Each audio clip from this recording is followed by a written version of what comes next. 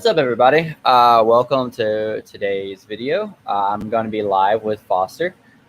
We are basically just going to be talking about the migration to Immutable X, how that's potentially going to affect the price of VEVE collectibles, and a little bit more things just VEVE and ECOMI related. So if you're watching this after the fact, just stay tuned. I want to say ahead of time that this is going to be very real discussion. None of it's in order to create FUD or hype. There will be pros and cons that we're both going to talk about in the future. So just be expecting that when watching the video. So Foster, would you like to tell us a little bit about yourself? Yeah, for sure. And first and foremost, Chris, thank you for having me on and reaching out and being willing to speak to members of the community. I think it's always an important conversation to have and get everyone's, perspective and educate as many people as we can. So thank you very much for reaching out and having me. As you've already said, my name's Foster. I'm 30 years old. I've been in the community since about the first week of April. So not the most OG out of everyone in the community, but definitely since being involved in April, I've spent more than my fair share of time researching the project, I think to my wife's dismay. Probably talk about it every waking moment of every single day. And I just, originally found the project around the same time that Logan Paul did his podcast with Chase Hero. Yeah, and mentioned ECOMI kind of off brow. And say what you want about Logan Paul, but he is a very smart businessman when it comes to making money. So he said something and I listened, and I spent about maybe 2 or 3 weeks doing research on the project, and then liked every single piece that I saw. And the more and more that I read about it, the more and more bullish I became on it. And then ever since then, I've been all in on the ECOMI token and collected quite a few collectibles as well. Cool. Yeah, I remember that. I specifically remember I was proud because I got into something before Logan Paul or Andre Jick mentioned it. And then after they mentioned it, I think I kind of underestimated how big of an impact that had on the token. I've made a lot of good calls with the ECOMI token. The one that I dramatically underestimated was the effect of Logan Paul and Andre Jick. I'll actually pull this up real quick while we're on the subject. Or is this 180 days? Go back to the peak in March. I'm not going to say all of that was Logan Paul and Andre Jick. And I know that there was needed a correction and that it was a little bit too hype. But I honestly did not expect to drop all the way back to. I expected a correction. I did not expect a correction down to 0.0020.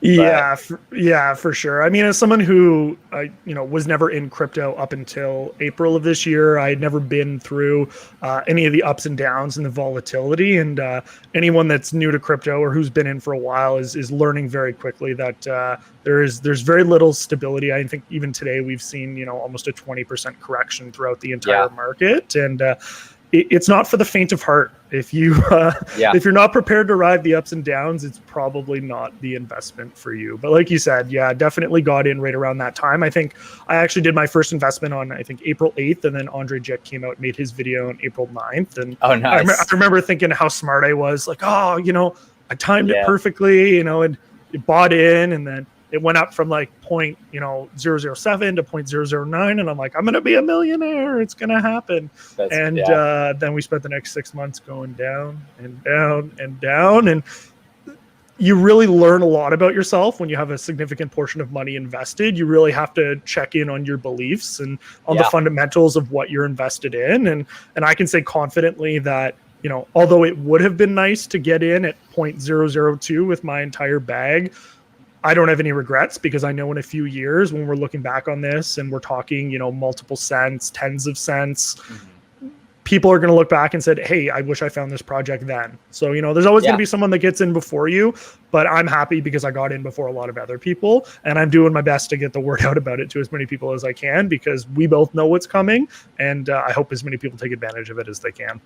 Yeah, that's a great perspective. I think I just answered somebody the other day, I don't know what the question was. It was along the lines of do you regret anything? Are you trying not to FOMO or something like that? And it's I look back and I'm like, I wish I'd put more money in it. But I can't really question what I did, because I did put a decent amount of money in. But of course, when it goes up, you're like, even though you knew it was going to go up, you're still like, man, I wish, I wish I could have did more. It could have been earlier or whatever. But, I like what you said. We just have to kind of be happy with our entry points, and just realize that down the road, if everything goes according to plan, then I mean, we're all early.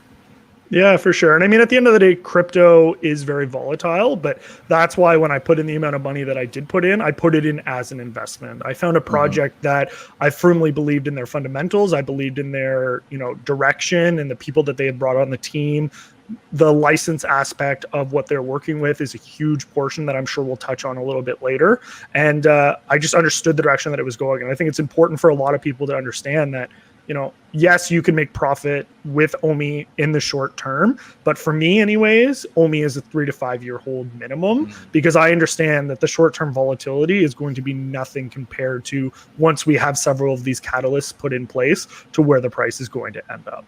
Yeah, and like I know our discussion today is really going to be on Immutable and collectibles, but I am going to drop an OMI video, another one soon. I make them periodically. I do think there's going to be potentially a big sell-off around 1 cent. People trying to break even. People that FOMO'd in February and bought in at 1 cent, trying to get their money back. But yeah, I think they're really going to be missing out on compared to those who are in it for the long term. Because not only do we have so much coming up, it's just the more utility that's being added to OMI, the more valuable that it's going to get.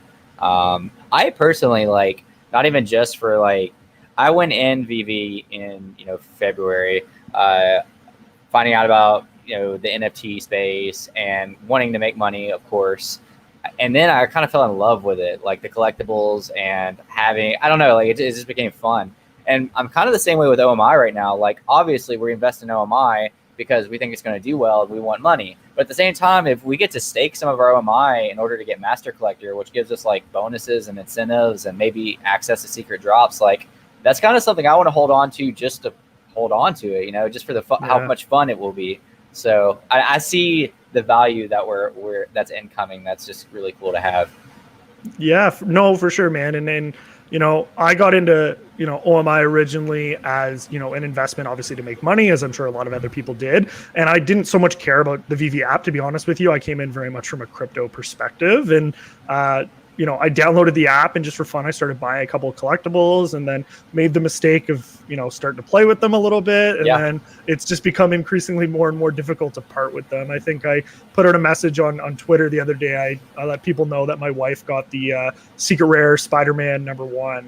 And, nice. Yeah. That's awesome. awesome. I think the cheapest one in the market today is about $6,300. And wow. I don't even want to know what I don't want to know what the ROI. Yeah, she wants me to sell it. And I purposely said, you need to send it to my account because I know you're going to sell it. And, I'm comfortable if the price goes down again, but I also understand that, from the collectible side, when we have, millions, if not tens of millions of people using this app, there's still only ever going to be 500 of those comics. And, I may sell it one day when, it's worth tens of thousands, but for now, I just enjoy reading the thing. So yeah, absolutely.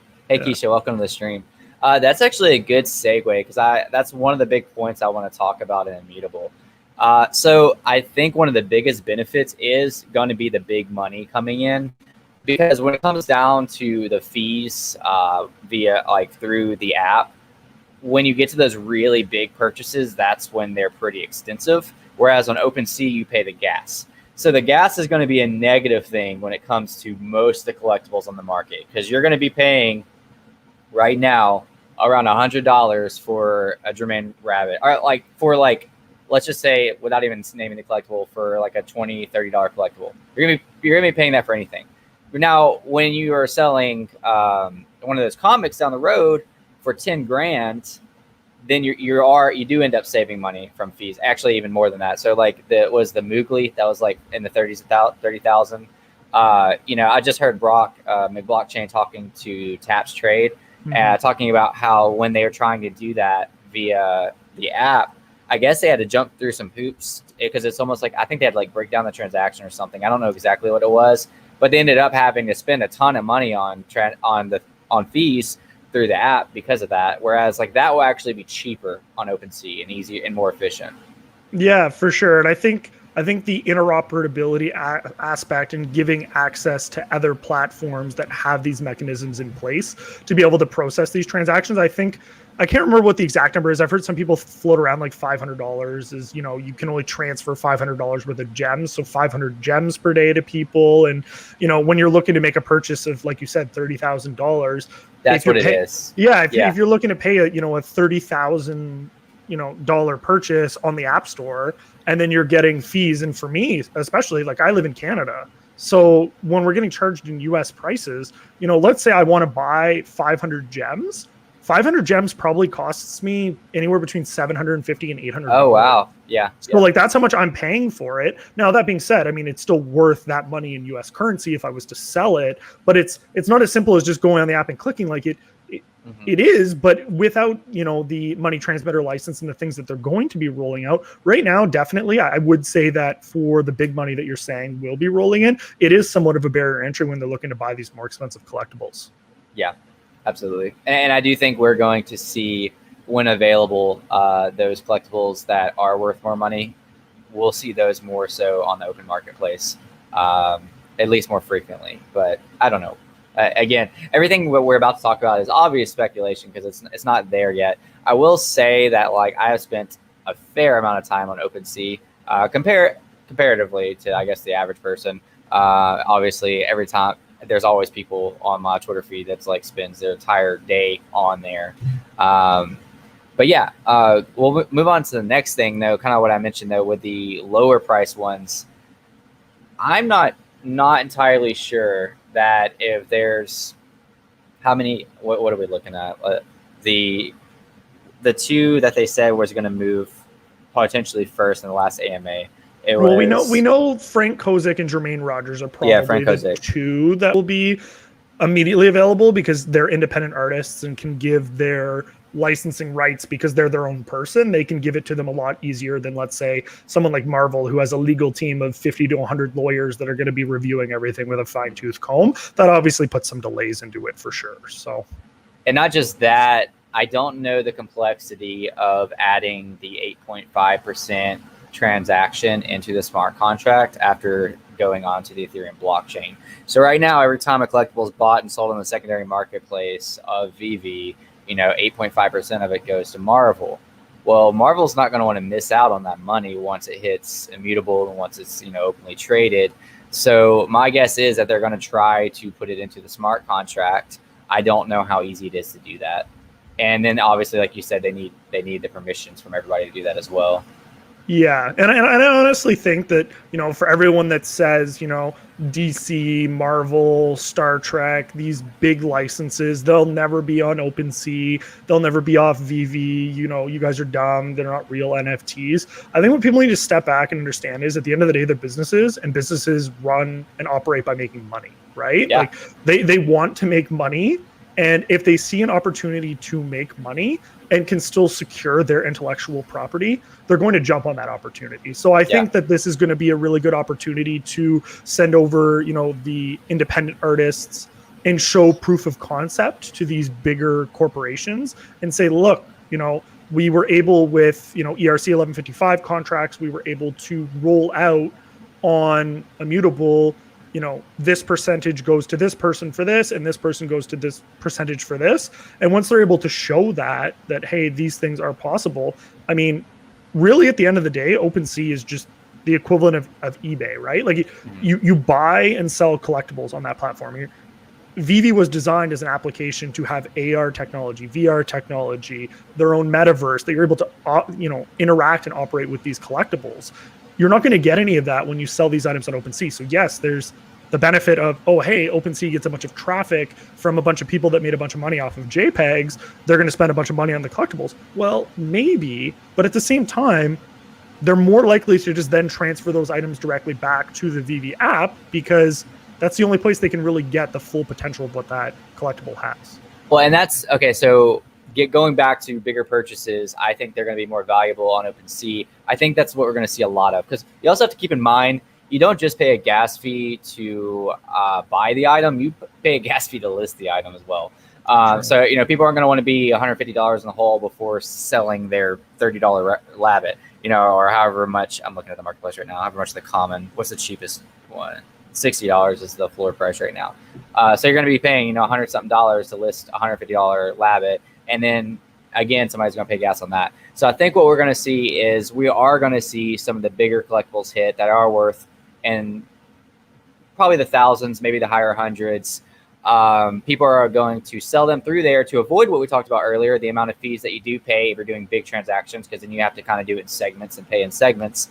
And then I think that money and the collectibles are all going to go back into the app. But I mean, I'm not 100% positive about that. Yeah. It would make sense to me.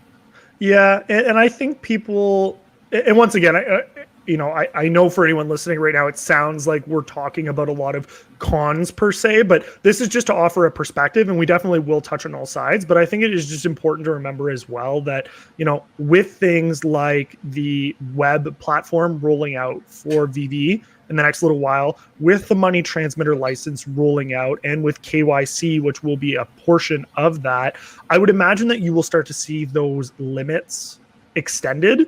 I think part of the reason that that limit is currently in place is due to regulations surrounding money laundering.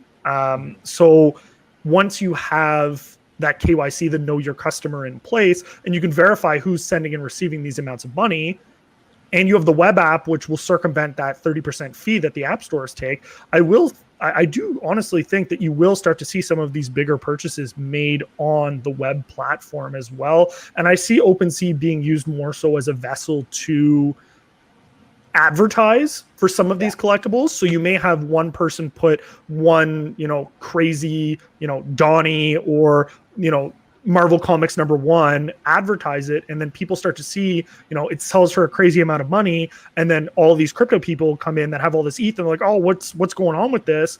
And then they find out that it came off the VEVE app. Then they're downloading that VEVE app, and then with the money transmitter license, they're converting their ETH into, fiat or into OMI, and then they're purchasing directly off the app with either OMI or the gems. So yeah, I do think we're going to see that kind of come to fruition over the next couple months.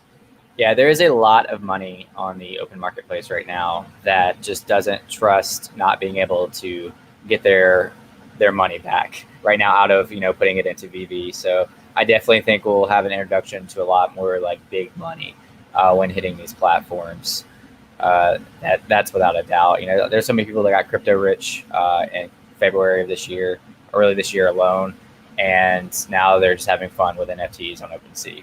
And it's insane what you're seeing, some stuff go to like VFriends right now. Here, I'll pull it up. And I'm not comparing any of this to VFriends. Where is that? VFriends started by Gary V. Yeah, Gary Vaynerchuk, Yeah, has a floor price already. Sorry. I want to say it was around, there it was. Let's see. It's a 16.5 ETH floor price. I mean, like this is big money we're talking about. Yeah. Let's do ETH to USD. I could wing it, but I want to see exactly. Yeah. Let's just say 16.5. It was 16.5. 16.5. Yeah. $56,000 floor price. God. So for those of you that don't think that these VEVE collectibles could ever, get into the expectations that some of the people are talking about, look at this, and now there's other factors, like there's utility involved with VFriends. I'm not too sure about utility of just owning VEVE collectibles, but the licenses are a big deal. Licenses don't happen overnight. You mentioned Logan Paul earlier. Logan Paul, as big of a Pokemon fanatic as he is, was trying to get a license to make his own NFT with Pokemon, and he couldn't get it. Now, granted, that's a huge one. But he was talking about, and he has all the power in the world as far as financial and influencers go, and he still couldn't do it.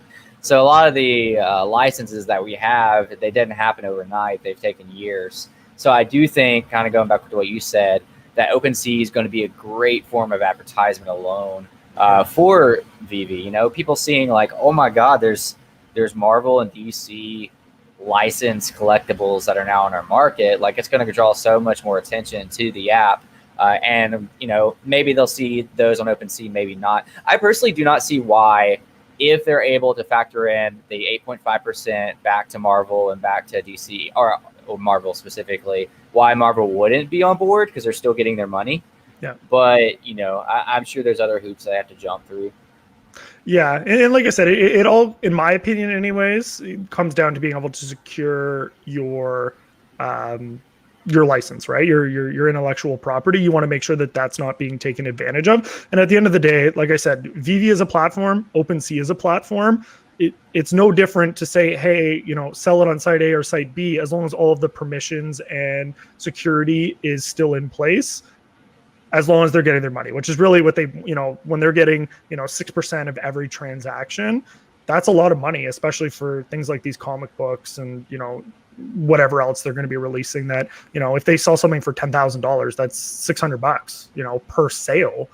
They want that money at the end of the day, right? They want their money. So I think Jupiter put a question in right before it switched over, just about selling Cardano and putting it into OMI before the. One thing I did want to comment on that. Once again, obviously nothing that Chris or I say is financial advice, but here's what I'd say. There's nothing wrong with being diversified and having a well-rounded portfolio. I, for one, am personally all in on OMI. I hold like $100 of some poo coins just because for the lulz. I wanted to see if they'd moon, but like I have a substantial, like I have 14 million OMI. When I say I'm all in on OMI, I literally mean I'm all in on OMI. Yeah. So, I love it. So to sell your Cardano before the move to Immutable, what I would say is traditional wisdom would say, you know, buy the rumor, sell the news. I think once we get the announcement that we're moving to Immutable and the firm date comes in, I would expect to see some form of pump. To what extent that is, you know, you're not going to see 5 cents if that's kind of what you're trying to get at, but you might see, you know, easily a 30, 40, 50% pump, similar to the one that we saw, you know, over the weekend. But then be prepared if you're looking to make short-term gains to sell that before the actual rollout happens, because I would expect the number to come back down. But I could be wrong. Stranger things have happened. I, for one, am a firm believer in the long-term holding strategy, and I'm not, buying or selling any of my OMI bag currently in the short term, but it's all up to your own independent comfort level. Yeah. Also, so I do hold ADA. I'm staking it as well. So typically, like, I don't sell things that I'm staking just because I like dividends. Like, they're an important asset to me. So yeah, but we also do have the news. I haven't been really in the spirit lately, but I think Charles Hoskins is releasing the smart contracts in the next couple of weeks of Cardano. That could increase or decrease the price depending on how the smart contracts unfold. If they don't work as well as everybody expected them to, because everything based on Cardano right now was speculation of whether the smart contracts are going to work or not. If they kill it, then I can see the price going up. If they underperform, I can see the price going down. I will say Alex Becker just put out a video on, you should sell your Cardano now. This is urgent. Every time that dude says anything, I feel like he's trying to manipulate the market. I'm not kidding. Yeah. So, like, the fact that he said sell your Cardano kind of made me want to buy more Cardano, because I just know he's one of those billionaire douchebags that tries to profit off of everybody listening to his videos. Yeah. I've seen it time and time again. I'm not bitter about it, but like, it's just the amount of times that happens. Anyways, going back to the original question, like, I think you should? I don't know. I think they're both good investments. Of course, nothing on here is ever financial advice. I think OMI has the potential to go, like, to have a bigger return than ADA does. I mean, we're looking at Cardano overperforming, doing great, and maybe being $10 by end of year next year. Don't quote me on that. I'm way more in OMI than I'm Cardano. But even at that, then you're like, what? You're not even 4xing from here. You're like 3xing. Whereas OMI, they just had the dip recently. I don't know. It might be like still 0.0040. I think it's very realistic. I don't like throwing prices out, but like, let's just say 1 cent. Just 1 cent by end of the year or something like that. I mean, that's doubling right there. But the future can go so much better than that. I'm not ever going to say $10 because I think that's ridiculous. But I mean, I think there's really good. I mean, even 10 cents. That would be huge from where we're at right now. We're at half a cent. So if it hits 10 cents, look at that X that you're getting. So yeah, you do you. It's your money, not my money. They're both good projects. They both are very different projects.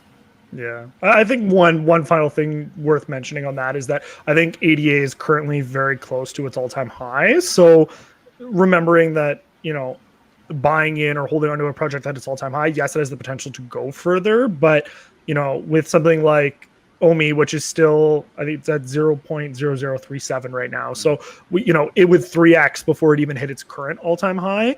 And that was with no fundamentals. And when you understand the fundamentals that are rolling out over the next few months, OMI to NFT, the move to Immutable, the money transmitter license, the introduction of the VEVEverse, information being released on the master collector program. I think when you add in all of these catalysts, there is the potential, at least in my opinion, for it to outperform ADA over that same period. But once again, it's entirely up to your comfort level. Yeah, absolutely. And yeah, I mean, we have so much unfolding. Again, I've been meaning to make another OMI video. Not that there's necessarily anything I saw that was not said. I just kind of like putting my own words in things because, like, I am one of those few people that like calls it like I see it, and I kind of see the opposite. I see people like down talking it or like overhyping it. So like I would like to put out another video soon. I don't want to be like too speculative over live because people do like try to take like one little sentence and make it something that it wasn't. But we have so much good news coming out this month specifically. This move to Immutable X and what else did they announce recently? Staking period. We talked about that earlier. The VEVEverse, all of those things. Like there's so much utility coming to MI. Oh, MTL, obviously. MTL is huge. I do think there might be an initial dump in collectibles because people are going to be able to get their money out and they're going to try to run with it. That have accumulated thousands of gems over the last 6 months, and they're finally able to like get it out of the app. But that's just going to be a temporary dump. Yeah, no, for sure. And I think at the same time, when you're seeing that dump, you're going to see a bunch of people who didn't feel comfortable investing before they knew that they could get their money out will now start to invest because they'll go, oh, okay, I can actually use this as a source of actual income where I can purchase a collectible, then sell it at a profit and actually receive the money and not just this gem that, doesn't do me any good. And I think so that's when you're going to start to see that big money coming over, from Ethereum with everyone that has been making many speculative buys on rocks and other JPEGs that I'm not going to comment on because I to each their own. And obviously a lot of people have been very successful in those endeavors. But I think at the end of the day, it's only going to last so long. I think the NFT concept is in a speculative bubble right now, and I think as Gary Vee and some other prominent people have said is I think 98% of these projects aren't going to be around in a year or two. And for me, I firmly believe that projects that will either have something like VFriend, so they have an actual utility and use case, they give you access to conferences and things like that, or you're going to have officially licensed intellectual property from the biggest brands in the world. And people, I always find it funny, don't want to harp too much on the OMI token, but people always say, well, OMI's going to just crash in the bear market again. They've missed this cycle. I think people drastically underestimate what would happen if they announced a license such as Pokemon or something during, the quote unquote bear market, especially if you have utility for staking as a part of the master collector program. Pokemon would just be a game changer. It'd be game over.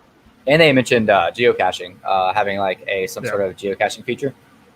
I mean, that's like essentially Pokemon Go NFT version right there. Yeah. Again, I'm not saying this is going to happen, but like that's the first. I'm a big Pokemon fan. I was a 90s baby. I grew up, watching the original movies, collecting the original cards. I have still have a collection. So like, yeah, that would be huge for me. And then of course I nerd out when I hear like, potential. And then when I hear them talk about like geocaching and stuff like that and the staking, there's just so much that could be incorporated if we were to get something like that. I believe, and this is just my own opinion, take it for what you will, I believe they already have the Pokemon license. That's just my opinion. I think that, they had or were working with Marvel for 18 months before they officially announced that they had the Marvel license. You don't have your head of licensing as Alfred Kahn, who essentially was the one responsible for bringing Pocket Monsters from Japan, rebranding it to Pokemon in North America, making one of the most successful franchises or the most successful franchise in history, and then have, a CEO like David Yu, who to this day still holds licenses with Pokemon in Australasia. And then you have, people like Jeremy Padawar, who's the global toy IP. I can't remember his official title, but he works heavily with Pokemon, and, he keeps putting out messages like you haven't seen anything yet, you have no idea what's coming, ECOMI is the future. And I believe it. I believe it. I think that they have it. And right now, personally, I don't think it makes any sense for them to release that they have it, because the app isn't where it needs to be. The user base isn't where it needs to be. But stay tuned. It's they're going to be blowing minds. Yeah, and like VEVE does have to be sensitive to the people they get licenses with. So like if it's a very strict agreement not to announce anything, then they're not going to announce anything or even try to hint towards it. That's one thing that people underestimated as far as like the partnership with Marvel. Like I saw people originally complaining about the 8.5% fee on the secondary market, which is, by the way, dumb. Like go to any other platform and try to buy an NFT and then complain about the fee. Like Ethereum is straight up robbery.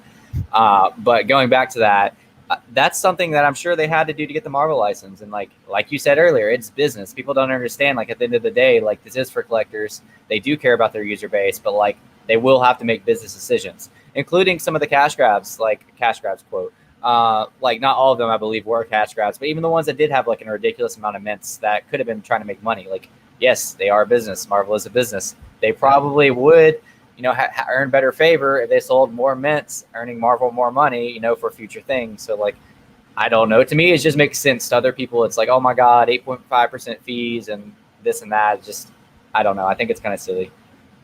Yeah, for sure. No, I agree with you. And at the end of the day, like if I can buy a $7 comic book and sell it for $6,300, and then I only get $5,500 for that $7 investment, like yeah. And I think that's the problem sometimes in crypto as a whole, is that we've seen some just unreal things, so it creates an expectation, right? Like people see rocks, like JPEGs of rocks selling for hundreds of thousands of dollars, and they go, well, look at VEVE collectibles. This is obviously going to sell for, X amount of money. And I think it might, but at the same time, like people need to remember that, technical one of ones versus one of X of an identical mint.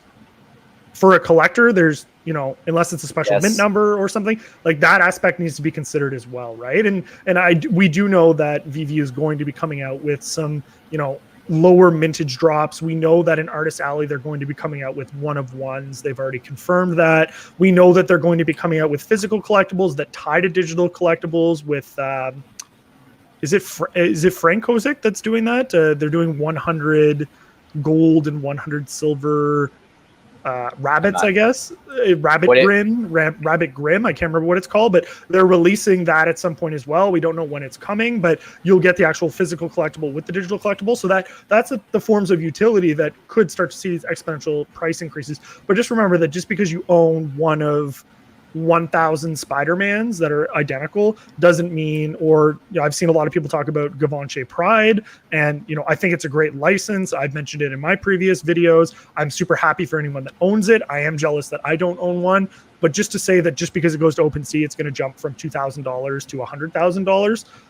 I'm not seeing that connection there, because the second that people find out that it exists, they can just come over to VEVE and buy it. Like that doesn't, that's just not going to, exposure doesn't automatically dictate price increase necessarily, but it very well might. I just don't think it's going to be a 50 or 100x. Yeah, I couldn't agree more. If you're familiar at all with OpenSea, you'll realize that things that aren't one of one don't perform as well. Also, that don't have utility. I don't want to say that don't have utility don't perform as well. I think in the future, you're talking about how Gary mentioned that in the next year, 98% of NFT projects are going to fail. I completely agree. I think that you need good licensing, that you need utility, and that you need incentive with either a Vverse, Metaverse, whatever it is. But anyways, going back to like having many of like the same item, I just don't see that killing it on OpenSea, at least not to begin with. That doesn't mean it's not going to be a good thing. I don't think it's realistic to think that your collectible is going to 100x as soon as it hits Immutable. But you know what? Maybe I'll eat my own word. I hope I do for your sake and, for my sake if I want to sell anything. But again, it just doesn't make sense to me. But for sure. Simone, congratulations on having 3 million in your bag. That's awesome. I think if anyone, not financial advice again, but if you can aim to have at least 1 million tokens and, do yourself the favor, buy them and forget about it for 5 years and come back, you'll be very happy with your investment, I think. Yeah. Don't get caught up. I'm out here on Twitter, 10 hours a day, keeping up with everything that's going on. And I equate it to almost how the 4 years in high school felt like a decade. When you're living at it in the moment, oh my gosh, the days, do they ever go slow? But yeah, my wife and I had to have the talk the other day of watching my time on Twitter and just in the community. Because I've been on Discord and Twitter, whether it be VEVE, ECOMI, or other NFT projects, probably too much lately. And you almost have to be up to date now. Yeah. There's an AMA like weekly, which another thing I think the team does great, and why I think we're going to survive is they communicate so well. The amount of AMAs and videos and responses that we get weekly is pretty impressive for a project. For sure. What is your opinion on people who feel as though VEVE NFTs are not current true NFTs? And how do you feel as though that sentiment will change as we move to Immutable? Do you anticipate any price increase or decrease associated with that, former interoperability, being able to actually see the items on the blockchain? Yeah, absolutely. I think that I think their opinion outside of there's a little bit of validation behind their opinion. There's been some things, being completely honest, I'm sorry for all of you that hate honesty out here. There's been some things I didn't love. I saw that, what's his name? So somebody on Twitter who was a big collector, it wasn't Ray Fixie, it was Ray something, got banned the other day for basically bidding on too much stuff, and he didn't even have an emulator. And then he got locked out of his NFTs. I don't think that problem should exist. And that's kind of why I don't like not having complete decentralization, because if you are innocent, and I do think he ended up getting it back, but that's thousands, possibly hundreds of thousands of dollars that should be your collectibles that you don't have access to anymore because the system shut you down. With that being said, Immutable is going to end that. I do think that VEVE collectibles are real NFTs. I think they just exist within the VEVE app. Therefore, VEVE has kind of like dominion over them. Once the transition to Immutable happens, there's without a doubt they're going to exist in the Ethereum blockchain. They can be bought, sold, and traded. I'll actually show you real quick. By the way, what was that? Frank what on is Labbit? Frank Kozik? Kozik. All right. We're gonna look at Frank Kozik because we're actually gonna have some of this on there. So once it hits OpenSea, let's go to one of these that actually sold. We'll just do this one. You'll be able to see this, and this is to me just like the beauty of the Ethereum blockchain is you can go down to it and you can see the trading history. So every single person that which I do think isn't there a form of this in VEVE? I should know that off the top of my head, but there is, but it's not as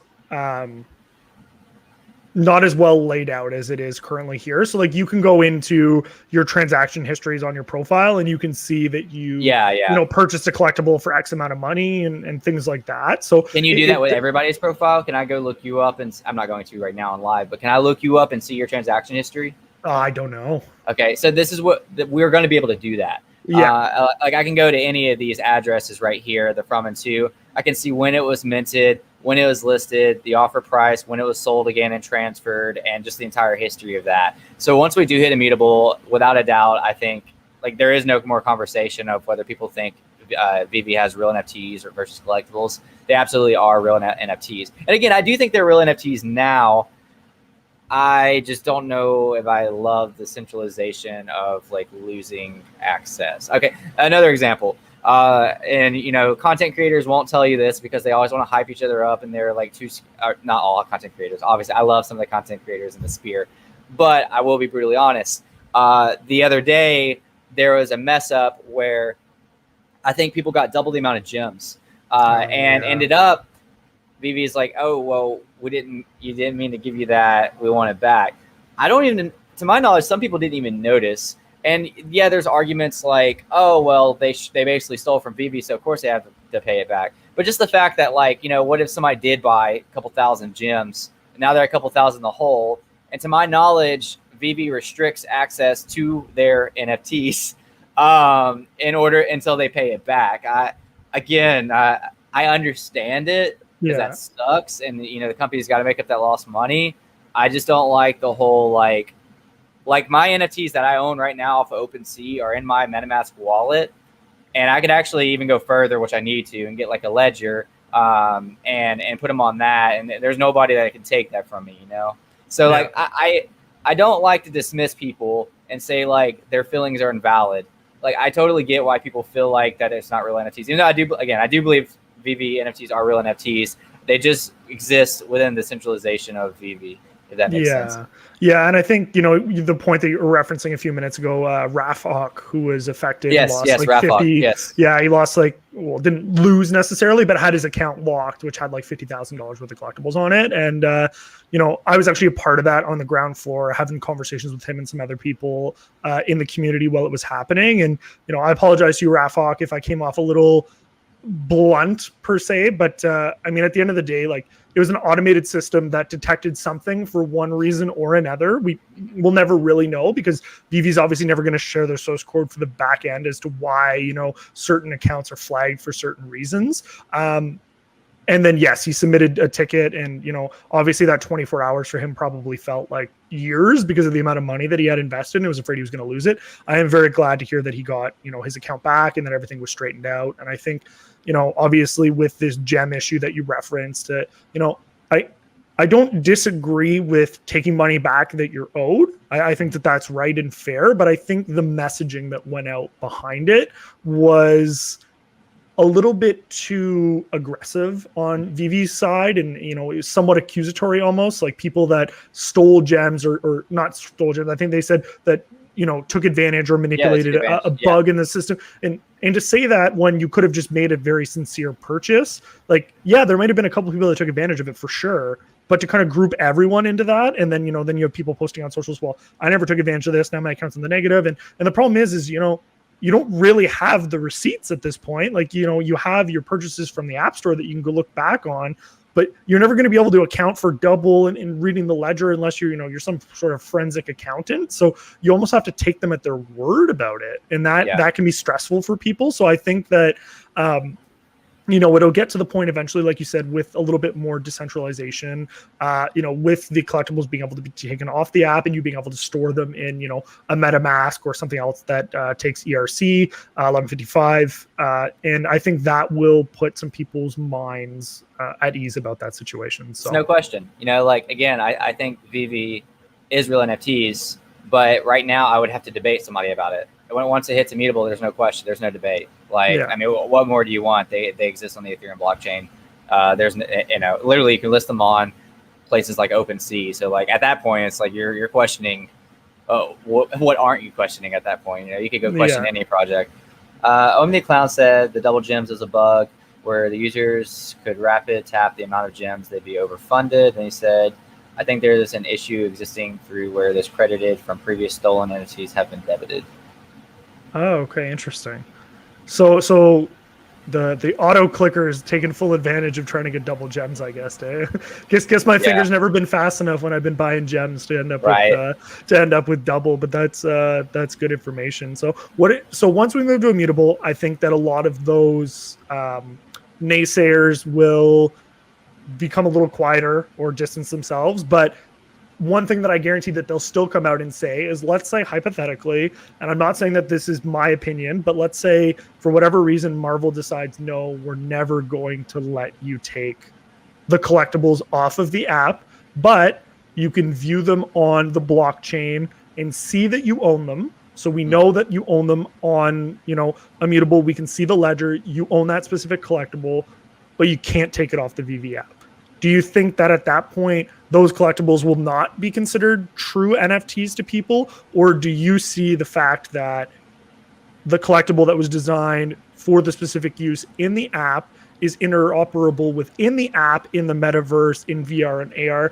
Do you think that will be sufficient enough for the vast majority of the mass market that this is intended for to say, yeah, I'm comfortable that I can actually look at this and say that I own it?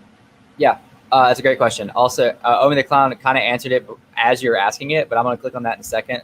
My opinion on it is again, absolutely. I think that there's still credible NFTs, especially if you're factoring in all the things you just said. Also there with just the being able to interact with the collectibles in the way you're going to be able to in VV outside of VV, there's kind of no reason not to have them exist within VV. So at that point, kind of why not? And we discussed earlier, maybe some of the bigger purchases, you'll put them on other platforms to kind of get that transaction, and then they'll probably end up putting them back on VEVE at the end of the day. Omi the Clown did say, I can also confirm 100% they are NFTs, as the API access I have allows me to also view blockchain numbers for the collectibles, which again, right there, I mean, you have collectibles existing on a blockchain. There's no debate about it. Like, they're absolutely NFTs. But people, I get, again, coming back to what I said earlier, like the main argument I see the problem with is like losing access to your collectibles. I don't love that, but you know, that's just one of the things that you are operating under their umbrella, you know, because you want to use their technology, their systems, their blockchain. So like I kind of get it at the same time. Yeah, like, yeah, you're definitely operating under their TOS. Now, I don't know, and we talked a little bit about this off stream before I jumped on. Like, I know absolutely nothing about OpenSea. I've never used it. I've never purchased a collectible on it. When you purchase something on OpenSea, do you have an account on OpenSea that your collectible sits on, or does it automatically get transferred to your MetaMask or, you know, Trust Wallet or whatever you have for it? Yeah, so it's automatically transferred to your wallet that you have attached to your OpenSea, and then you can choose whether to like view it on there or not. So there's never a situation where OpenSea could lock out your account for, let's say, credit card fraud or something like that, and then in turn you wouldn't have access to those because they're already in your wallet.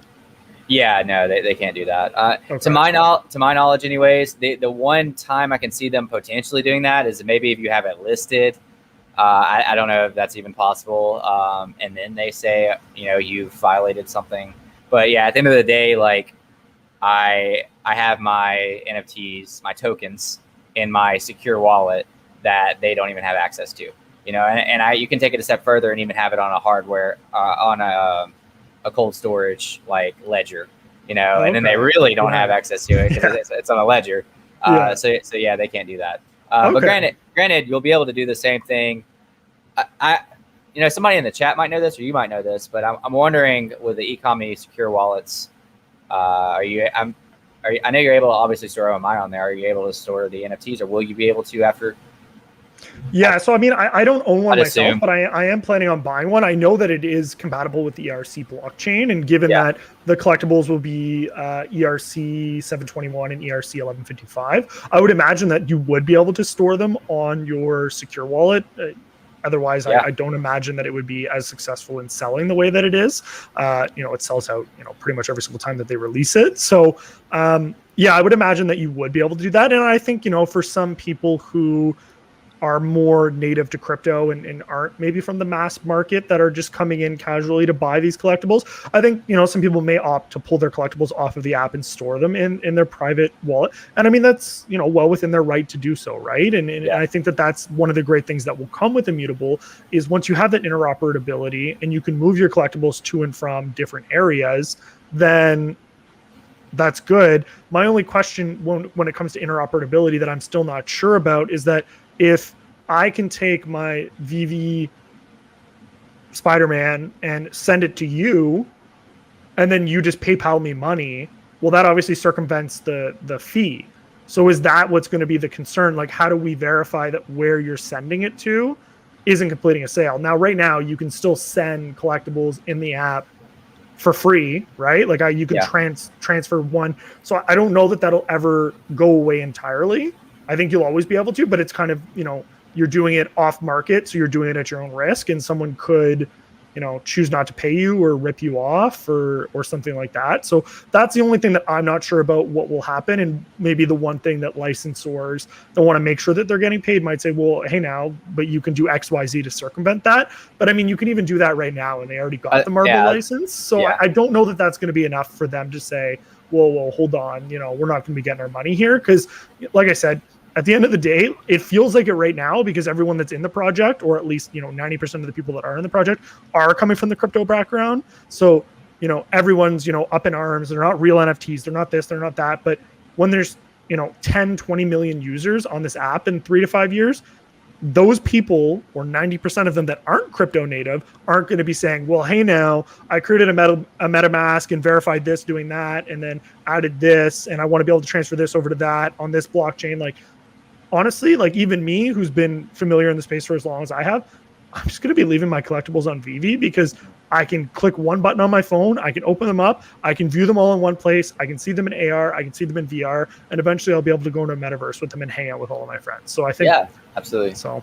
No, I 100% agree. I've mentioned it in one of my previous podcasts, talking with Donkey Gooch, that not in a bad way, in a good way, that Robinhood's VV is kind of like the Robinhood of NFTs. It's a good introduction, but again, not in the bad way of Robinhood. Like obviously, you can buy sell crypto on Robinhood, but it's not really crypto. But like it's a one-stop shop. Is kind of what we talked about. Yeah. So like it's so user friendly and beginner friendly to download the app, buy your first NFT, sell your first NFT. It's all just like you said, it's one click, it's perfect. So yeah, down the road, we're going to have a lot of non-NFT, non-crypto people in the space, and that's completely okay. That's actually going to be great because our user base is going to be up so much, and it's so beginner friendly, and they're going to be able to, they're not going to be thinking about all that. They're not going to be caring about all that. But right now, I mean, even on the not the fundamental, but even like on the argument of like, is it a real NFT, is it not a real NFT? Like I strongly stand on the side that it's a real NFT. It can be summed up in Omi the Clown's one line right there, talking about how he has the API access that allows you to view the blockchain. Like that's an NFT. It's it's a token that exists on the blockchain that can be bought and sold, and you can track the transactions. No, for sure. And I mean, even like on the Immutable website right now, just looking at all the benefits that we'll be able to get from it. I mean, obviously zero gas fees, which is huge when, you're buying a $20 or $30 collectible. Like you don't want to have to, just that line right there. Like you don't want to have to, if you're buying a $10 Mermicorno and then you have to pay $40 to mint it, like that's a barrier to entry, right? So that's taken care of. Own trading fees. Well, obviously that's important as well, because once again, you want to make it as accessible and as cheap as possible to get as many people as possible. The fact that you keep your private keys, which is obviously a concern with, concepts like Robinhood and things like that are negated by that, because you own that. That is your key. You own it. It's yours. And then I think a big one that a lot of people are going to be super excited about is the 9,000 transactions per second. Because right now, I mean, I'm actually on my phone right now just to see if I can see whether I've even received all of my comic books yet. And yes, I have. So I've gotten all of them, I guess, almost 4 hours after the drop. But I know before we went live, I only had 2 of them. Okay. So, I mean, the fact that it's taking hours to get these, I mean, people are impatient, right? They want to buy something and they want that instant gratification of being able to use it immediately. So I think that once that happens and we're starting to see these collectibles, you could have a 100,000 collectible drop that's delivered in under a minute after it's purchased, just based on that minting speed. Like that's going to be huge. You think about blind boxes, you think about, things in the VeVeVerse when, we may be able to get Omi Burn 24/7 with people, buying different items from there. Like all of these are going to be, massive catalysts that support the growth of the project and should, in turn increase the value of both the token and the collectibles. Which, by the way, VeVe has came an extensive way since their earlier drops on just how efficient they are. I remember I live streamed the DeLorean drop. I don't remember the exact time. Let's say 10 o'clock is supposed to drop. My phone freezes. Everybody else's phone freezes at like 9:55. Didn't end up getting the drop until like 11:30, like an hour and a half later, because like there was so much chaos. And that around that time, I think that was in March or whenever it was. No, that was probably like closer to April. Every drop was like that. Every drop was kind of choppy. You would try to buy it. Sometimes it worked, sometimes it didn't. Honestly, the way things have been going lately, I love it. It's so smooth. I mean, like you click buy now, it buys it. Who cares if you have to wait a little bit on your collectible? Yeah. Which I do agree with you. I mean, like some people are impatient, but yeah. Also, clarification. I did not mean that in a negative way that VeVe is the Robinhood.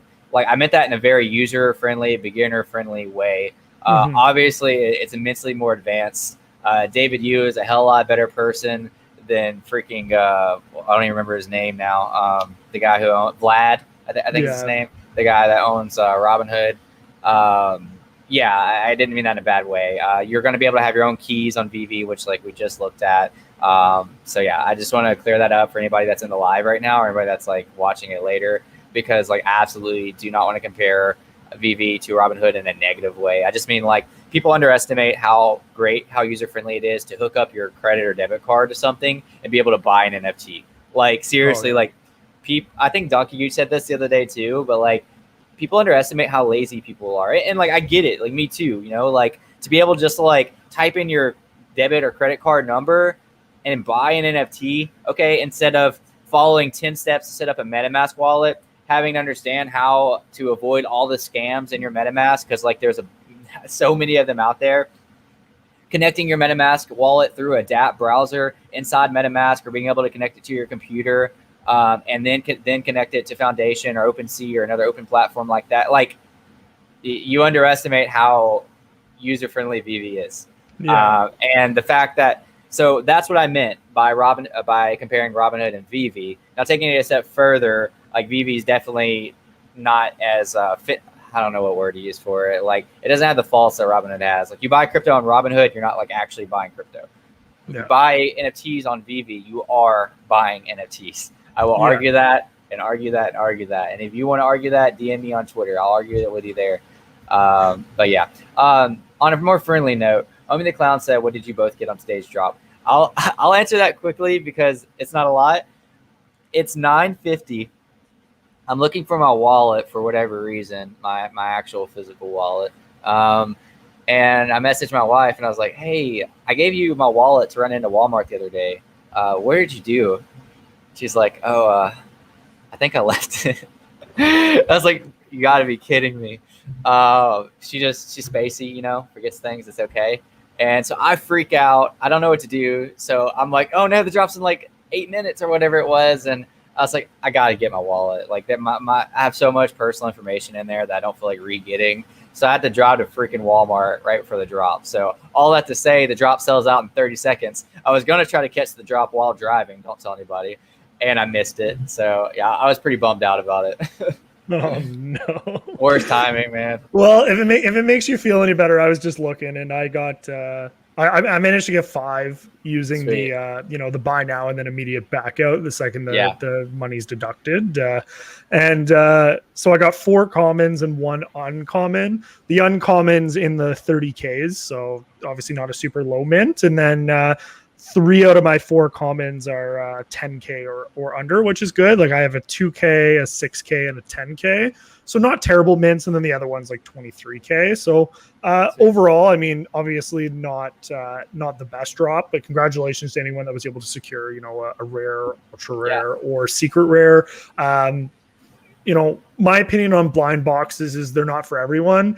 And I would always say, don't spend more money than you're comfortable parting with, and understand that, if you're investing X amount of money, invest the amount of money as if you're just getting a common, right? So if you're willing to spend $28 to get a common, then you can buy 4 blind boxes and hope that you get something better than that, right? Like if you're not willing to spend more money than that and you're only willing to spend $7, spend $7. I think Ali Bromi, who's infamous Twitter prediction of 5 cent Omi by the end of the year, or he was going to drink some not so favorable liquid, put out that he bought 1 and got a rare. So I mean, just remember, at the end of the day, I know some people feel as though, hey, I bought 10 boxes, I bought 20 boxes, I only got commons, this thing's rigged. I mean, I think there's been 8 drops.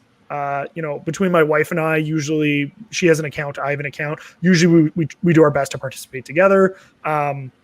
Because she's been on maternity leave, so we've been able to participate in all the drops together. She's actually gone back to work this week, so we didn't get a chance to. But for all of the drops, we've been buying anywhere between 5 to 7 comic books each. And so I would say, maybe 15 comic books times, we've probably bought 120 comic books, and we've gotten 1 secret rare. Now, granted, it was, the Spider-Man #1 secret rare, which is currently, worth over $6,000, which, more than pays off the, 800 or whatever dollars we've invested in all the comic books. But at the same time, do it because you enjoyed doing it, right? Like if you're looking to guarantee yourself making a profit, comic books probably aren't the best investment if you're buying them in the buy now, right? Because you don't know what you're going to get. But at the same time, understand that, there may be 350,000 accounts. but there may only be, 60 to 100,000 active users on the account, right? People have multiple accounts. People are buying multiples of one item. So just remember that, when you're buying these items, hold them. There's nothing wrong with holding them. We've seen that with the Marvel Comics #1 common, which was selling, it went for $7, went down to like $4, and it's up to like $15 now. It's doubled as a common, and it had 48,000 editions. So I think people just need to remember that, as more people become familiar with the app and as more people on board, they're going to gravitate to the things that they enjoy. And obviously Marvel's, a very prominent name and brand, and, people will buy them. When there's 10 million people on the app, having 48,000 comics is a very, very small number. That's one out of every, 20 people can own that. That's rarity, that's scarcity, and that's what creates value. So just, it may not seem like it now, but, hold them, and I think you'll be pleasantly surprised. Overall, yeah, I think getting commons isn't necessarily a bad thing, especially depending on the comic book. I do have a couple hot takes on comics that I won't go into right now. But overall, like I think you'll be fine with commons. I do think the what comic book it is important. And when it gets into that spectrum of things, I really can't say because like I've never been a comic collector. But like obviously, like Marvel #1 was a really big deal. People underestimated how big of a deal that was. First Marvel NFT comic ever in existence. So like it's going to be a golden treasure to even get the commons. Even if there's 48,000 of them. Now, my argument towards like comics as a whole is, if you're looking at just like how many of them there are, well, there's also like 30,000 Marvel comics. I'm not saying they're all going to hit VEVE, but we get around like 300 more a year. So like eventually those numbers will get diluted. But just like anything, it's like knowing what you have, knowing how popular that comic is. Is it the first Deadpool comic? Is it the first Spider-Man comic? Is all the ones that we're getting, just kind of knowing more information about it. And then of course, if you do happen to pull an ultra rare, secret rare, that worth as well. But yeah, that's not all of it, but I do think it's important to note that like there is a lot of Marvel comics out there. So I don't think necessarily, I think overall they're still gonna be worth more than they are now, but people expecting just a random comic to 100x, that's a common. That's not like Spider-Man or Marvel #1 or one of those. I don't know. We'll see.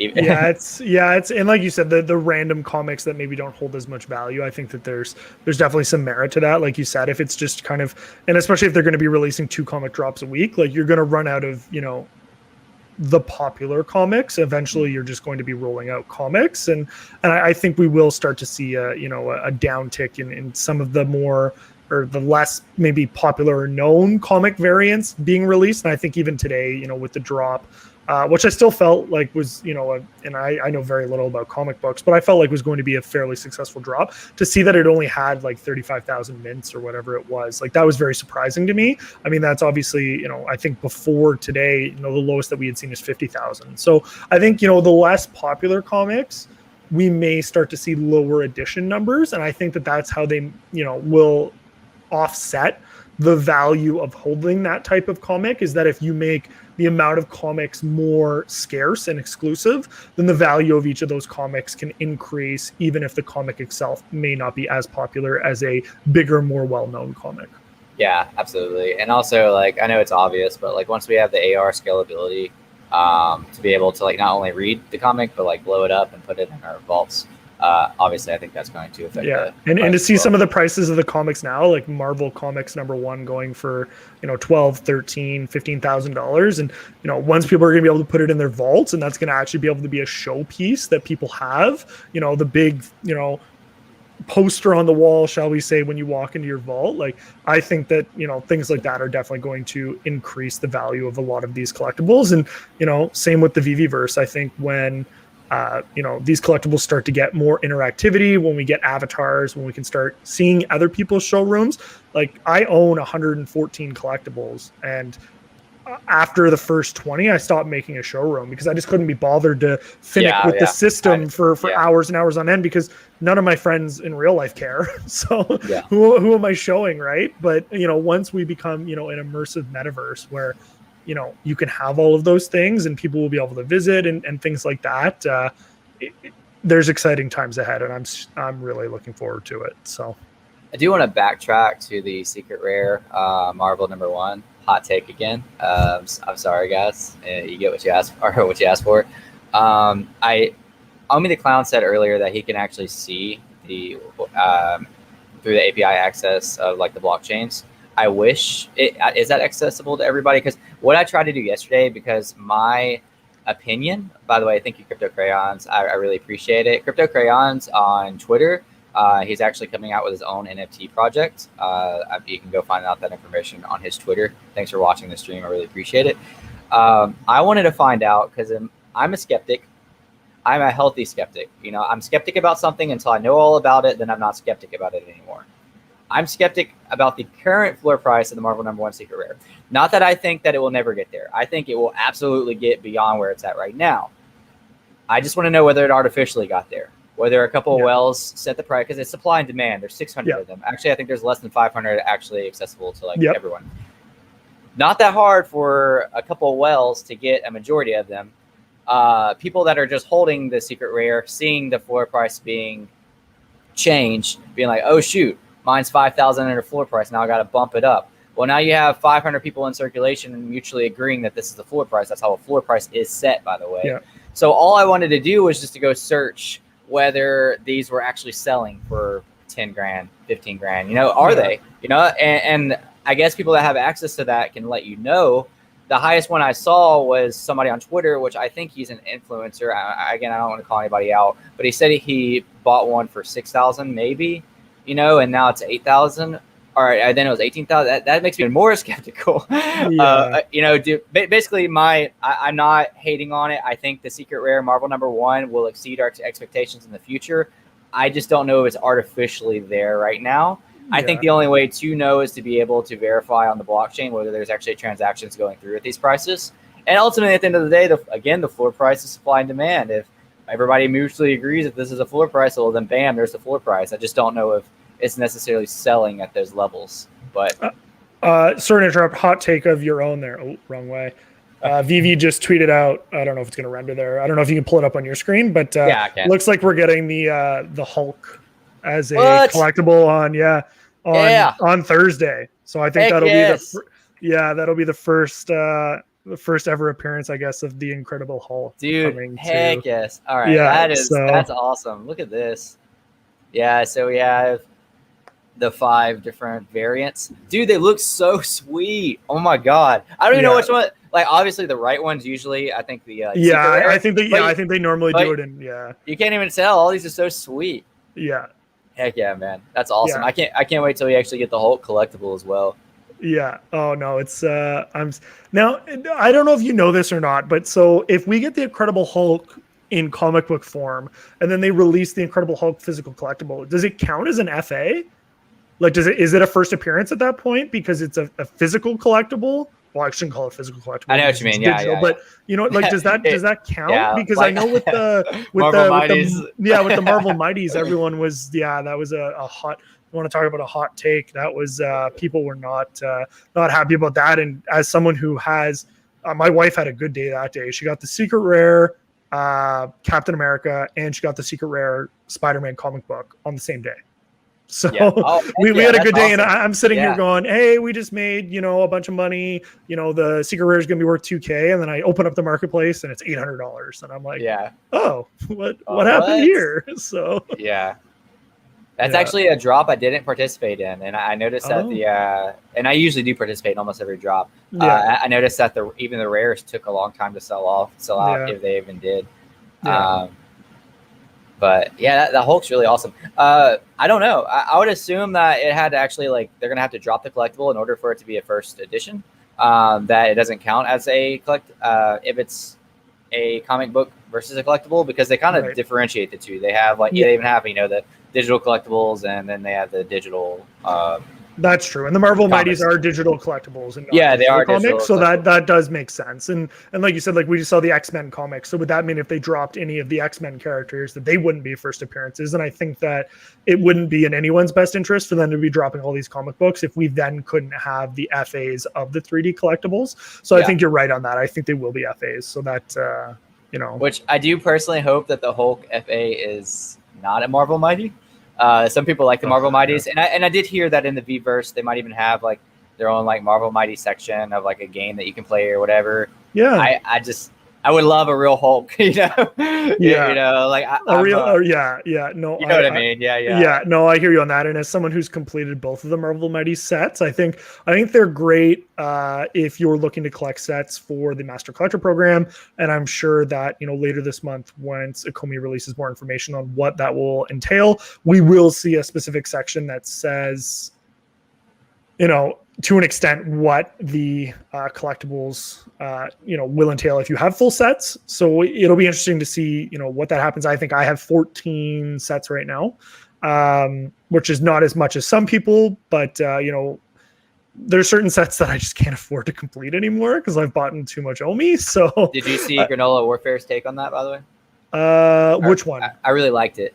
He argued that because secret rares, there's so like little of them, to make them their own category. That way, you can complete a set just owning the common to the ultra rare, which I'm on board with. And I agree with that. And I think that I have the secret rare Lucky from Comic-Con.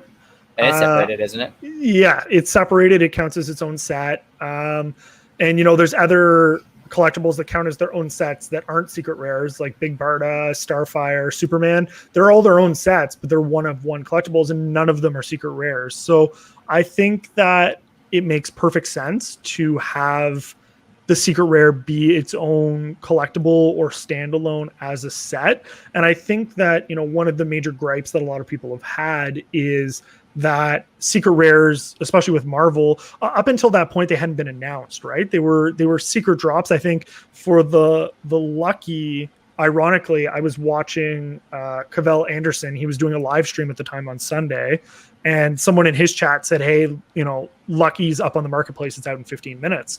So, I just happened to pull up my phone at that time and was able to secure it based on that, because I think a lot of people weren't aware of it. And I think that that's part of the point of a secret rare, is that you're supposed to be engaged in the community, on the app, participating, versus I think the rationale that, VEVE and ECOMI have come out and said is that they've made these, secret rares during Marvel Month come out because they want to familiarize the community as a whole with what a secret rare is. And I think they also wanted to sell as many Marvel collectibles as possible to show Marvel that they could do it, and then have a different classification for these types of collectibles because of how exclusive they were. They wanted to give as many chances to add in animations and do different things. But I think moving forward, I think we're seeing it with the Star Trek drop that's coming out tomorrow. There is only a common through ultra rare. There is no secret rare being dropped with it. Will there be a secret rare Star Trek? Who knows? But to see that it's not being advertised goes to show that, we shouldn't expect that every time we see a drop moving forward that there will be a secret rare. Now, I think comic books are a little bit of a different story. I think we may continue to see those 5 different variants, and I'm more okay with that because they're a single run and they're just a different cover. But I think with the collectibles, Granola Warfare, I think it's a nail on the head on that one. I think you will, at least I hope, that you will see, secret rares either not being dropped at the same time, even if they are a part of the same set, or becoming standalones in a set of their own. Yeah. And I want to read this comment real quick. It says, "Hey bro, has been watching from my first drops, dude. Thanks so much for the content. I appreciate it. Orange Bag Lady for watching. Love the Chris and Donkey Live. That was awesome. I appreciate you for watching." Yeah, I liked the lucky drop being random, and I liked the secret rares being secrets. I get why they're not doing it right now. I hope that they can go back to that in the future. And I do think they mentioned during what is his name, Dr. Dregan's Twitch. I think Reese and some other people went on live, and they did mention the staking Master Collector rewards. I want to say they mentioned that we might have like some sort of early access to secret rares, or that we might get some sort of clues or something. That would be really cool too. Even clues, like, I don't know, some Easter egg or something going to master collectors of when the secret rare could potentially drop or something. I think that'd be cool. Yeah. I mean, even as far as just saying the date that it's going to, I don't know, maybe that wouldn't be fair because then they could post it. But you know what I mean? Like, having that kind of incentive towards master collector would be a big deal, and then secret rares would be even a bigger deal because, I mean, again, lucky dropped for $90 was $2,000 the next day. At least. I don't even remember what the floor price was. But, yeah, it went up to like 21 or 22. Okay. I didn't sell it. I'm still holding it. Nice. I just think it's so cool. I Hey, think remember it's when we were talking about utility earlier on other NFTs and how I think that's important? I think it's too late for them to do this because they didn't announce it ahead of time. But it just crossed my head. This is probably a stupid thought that nobody cares about. But like, if you held a lucky, if like it would increase your chance of getting something better out of a blind box by like a very small percent, but it would still do it. I was like, that'd be really freaking cool. Like, even if it's like a 1% better chance to get something better. I was like, it would make sense. You're holding a lucky, Well, and I think that they've talked about, and I can't remember, I think a couple of content creators in the community have touched on this previously. I do anticipate them adding in some form of utility for collectibles that maybe aren't as popular. And like you said, holding those collectibles will give you access to a certain area. So like, as an example, the DC cover girls, I think, was not Supergirl. Supergirl was the ultra rare. Who was the common? Catwoman? Yes. Cat girl, or I can't remember her name, but like didn't sell out. You know what I mean? And then we look at the hoverboards, and a lot of people were looking at the hoverboards like, I don't know. But then I saw some people saying, well, I'm stacking up on hoverboards because what if one day in the VEVEverse you could ride your hoverboard to travel from point A to point B? You know what I mean? Or, people look at the car collectibles, which haven't done the best, the DeLoreans as well as the Ectos. It's weird because the rare, it doesn't do anything. Like the 1/6 common is interactive. The 1-to-1 ultra rare is interactive, but the rare, which is in between, it doesn't really do anything. And you see that reflected in the price. Like a lot of those collectibles are either selling at or below retail. And, and it's funny because I had a couple buddies who wanted to get into VEVE, and that was during the Ecto drop. And I was like, yo, you need to get in on this. Like, this is how you start making money. This is going to be great. And then, they bought, the Ecto, and he comes back to me, the next day, it's worth $30 less than what I bought it for. It's not the best introduction to the app. Right. So, I think once they start to add in that utility, I think someone proposed something interesting yesterday. They said, the common, you could drive in small scale, the rare you could, or the common you couldn't drive, the rare you could drive, and then the ultra rare you could drive or fly. Like just, ideas to kind of integrate the use case for these collectibles to try and encourage people to use maybe some of the less popular, or, Alfred Kahn talking about how, VEVEverse will be like Disneyland. You have a specific Marvel, area where you have rides or different things that you can access if you own different collectibles, or whatever the case may be. I mean, they have a million different avenues they can pursue when it comes to utility, and I think the biggest thing is going to be that people just need to be patient, recognize what's coming, and be supportive of the company as they go through it. Because, at the end of the day, they expected to have, anywhere between 30 and 60,000 people by the end of this year.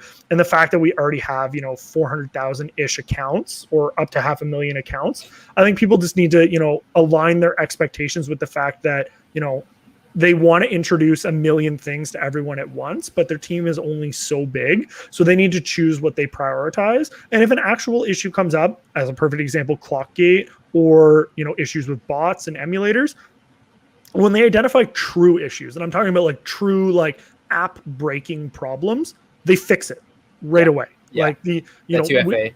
2FA, and then CAPTCHA and things like that. Like if they identify a true issue, it gets fixed. Now, all these other things that people are, well, when, why aren't we seeing more exchanges? Why aren't we doing this, that, this, whatever? Like those things come with time. I put out a tweet the other day, like Tesla, as an example, just delayed their Roadster by an entire year.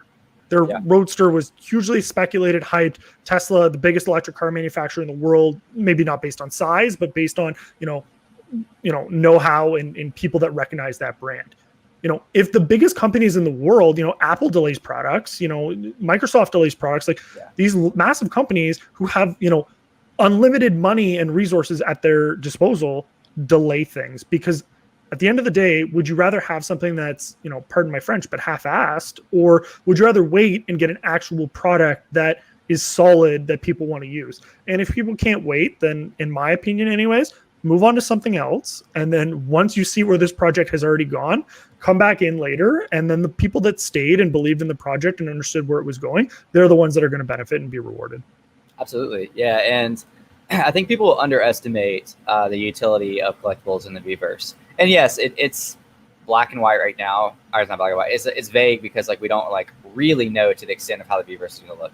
But what we do know is these collectibles are going to be incorporated, you know, and like if you play or if you have somebody that plays or something, this is my best example that I give, Fortnite or Roblox or heck, even Call of Duties. How much are people spending on like skins and guns and that aren't even limited, you know, like if you want to run around looking like Rambo, everybody in the world can buy that Rambo skin and they still buy it. They still spend the, you know, $10, however much it costs to buy that skin, you know? Well, now imagine in this universe that there's only a limited amount of said character. You know, there's only 1,000 or so of, or a couple thousand of like Rizzos running around, or like some of the other, and even commons. You know, where there's like 28,000 commons, you have like over 1 million or a couple million users, and there's only like a certain amount of like the original black and white like common Robins running around. Like that's a big deal that people are going to be willing to pay for. I mean, as somebody who owns like, say Todd, for example, like I've been holding my Todd. He was my second collectible I ever bought him straight off the market. Well, I could have bought 100 of them if I wanted to. I just didn't at the time because I didn't have the vision, I guess. Yeah. But like, you know, I've always kind of thought in the back of my head, like, what price would I be willing to sell Todd at? You know, because like, you know, like Todd's OG, you know, and people that hold a Todd know. But then when I started thinking about the incorporation of the VEVEverse, I was like, man, I kind of just want to have my Todd for me, and that shows me how much people would be willing to pay for it, because like I don't even know if I'm willing to sell it at that point. Because like how cool is that I'm one of the, I mean, Todd's probably a bad example for that because there is, I don't know how many editions, but there's a little bit larger. I think there's 7,500 Todd. Okay, there's like 7,500. But even then, like you said, with 10 million people, that's still a very small number. 10 million people, I'm one of the 7,500 Todds running around in this VEVEverse. Like, that's a big deal. You know, and like that's the kind of stuff that gets me excited about it. And like we don't know the extent of the utility yet. And also, going back to our previous conversation about Immutable, you know, like there's no reason for people, in my opinion, to keep these NFTs off the app. But if they want to, you know, if they want to start listing bigger NFTs off the app, I just see everything going right back into the app. You know, they're going to sell these Rizzos for, you know, let's say $5,000 and, you know, months to come, years to come on OpenSea. Try to avoid having to do the, how many gems are you allowed to transact at one time? So I think if you're transferring them, currently it's 500. Yeah, trying to avoid, you know, buying 500 increments and then paying that fee every time. They're just going to list it on OpenSea, pay the gas fee, whatever it is at the time. By the way, when Ethereum 2.0 comes out, the gas fees will be lower. Also, I believe, you know, there's Polygon and other, you know, good smart contracts out there that the fees are going to be lower. Anyways, they're going to get that money, and in my opinion, they're just going to bring the collectible right back to VEVE. And hopefully, you know, or potentially even use that money that they got in ETH or Polygon or whatever, transfer that to OMI and use the OMI, you know, as to stake or sell or, you know, use as utility. So, I think it's going to be a good thing. You brought up, I don't know if you brought this up on stream or we talked a little bit before. I don't know how the burns are going to look. You know, like I'm assuming if they're, you know, buying and selling on OpenSea that we're not going to see the OMI burn.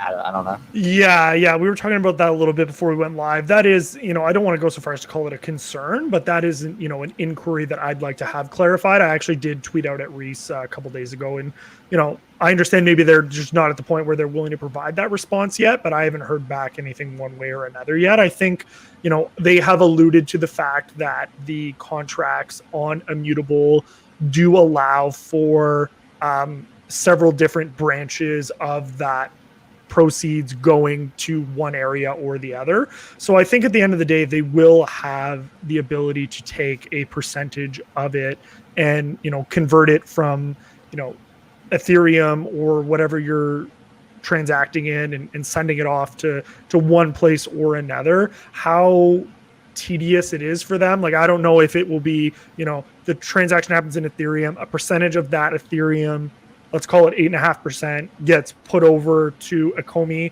and then they're responsible for taking 2.5% of that, converting it into OMI, and then manually burning that OMI, or if a system's in place and then that's 6%, because Marvel doesn't care about your Ethereum or your OMI. They want cash, right? Yeah, so absolutely. that 6% is that then converted from Ethereum into fiat, and then they, send that money over to Marvel. Like, I'm not sure, but I do know from what I've heard in various AMAs that the smart contracts do have the capacity to have this occur. I would imagine that OMI burn, which is obviously as a deflationary token, a selling point majorly for a lot of investors. I would imagine that that's been factored in one way or another. I know traditionally what happens right now is that when you buy gems, those gems are converted into OMI and are sent from the reserve to the vault and are held in the vault until you make a purchase. And then a percentage of them are removed, and then a percentage of them are recycled back into the circulating supply. So,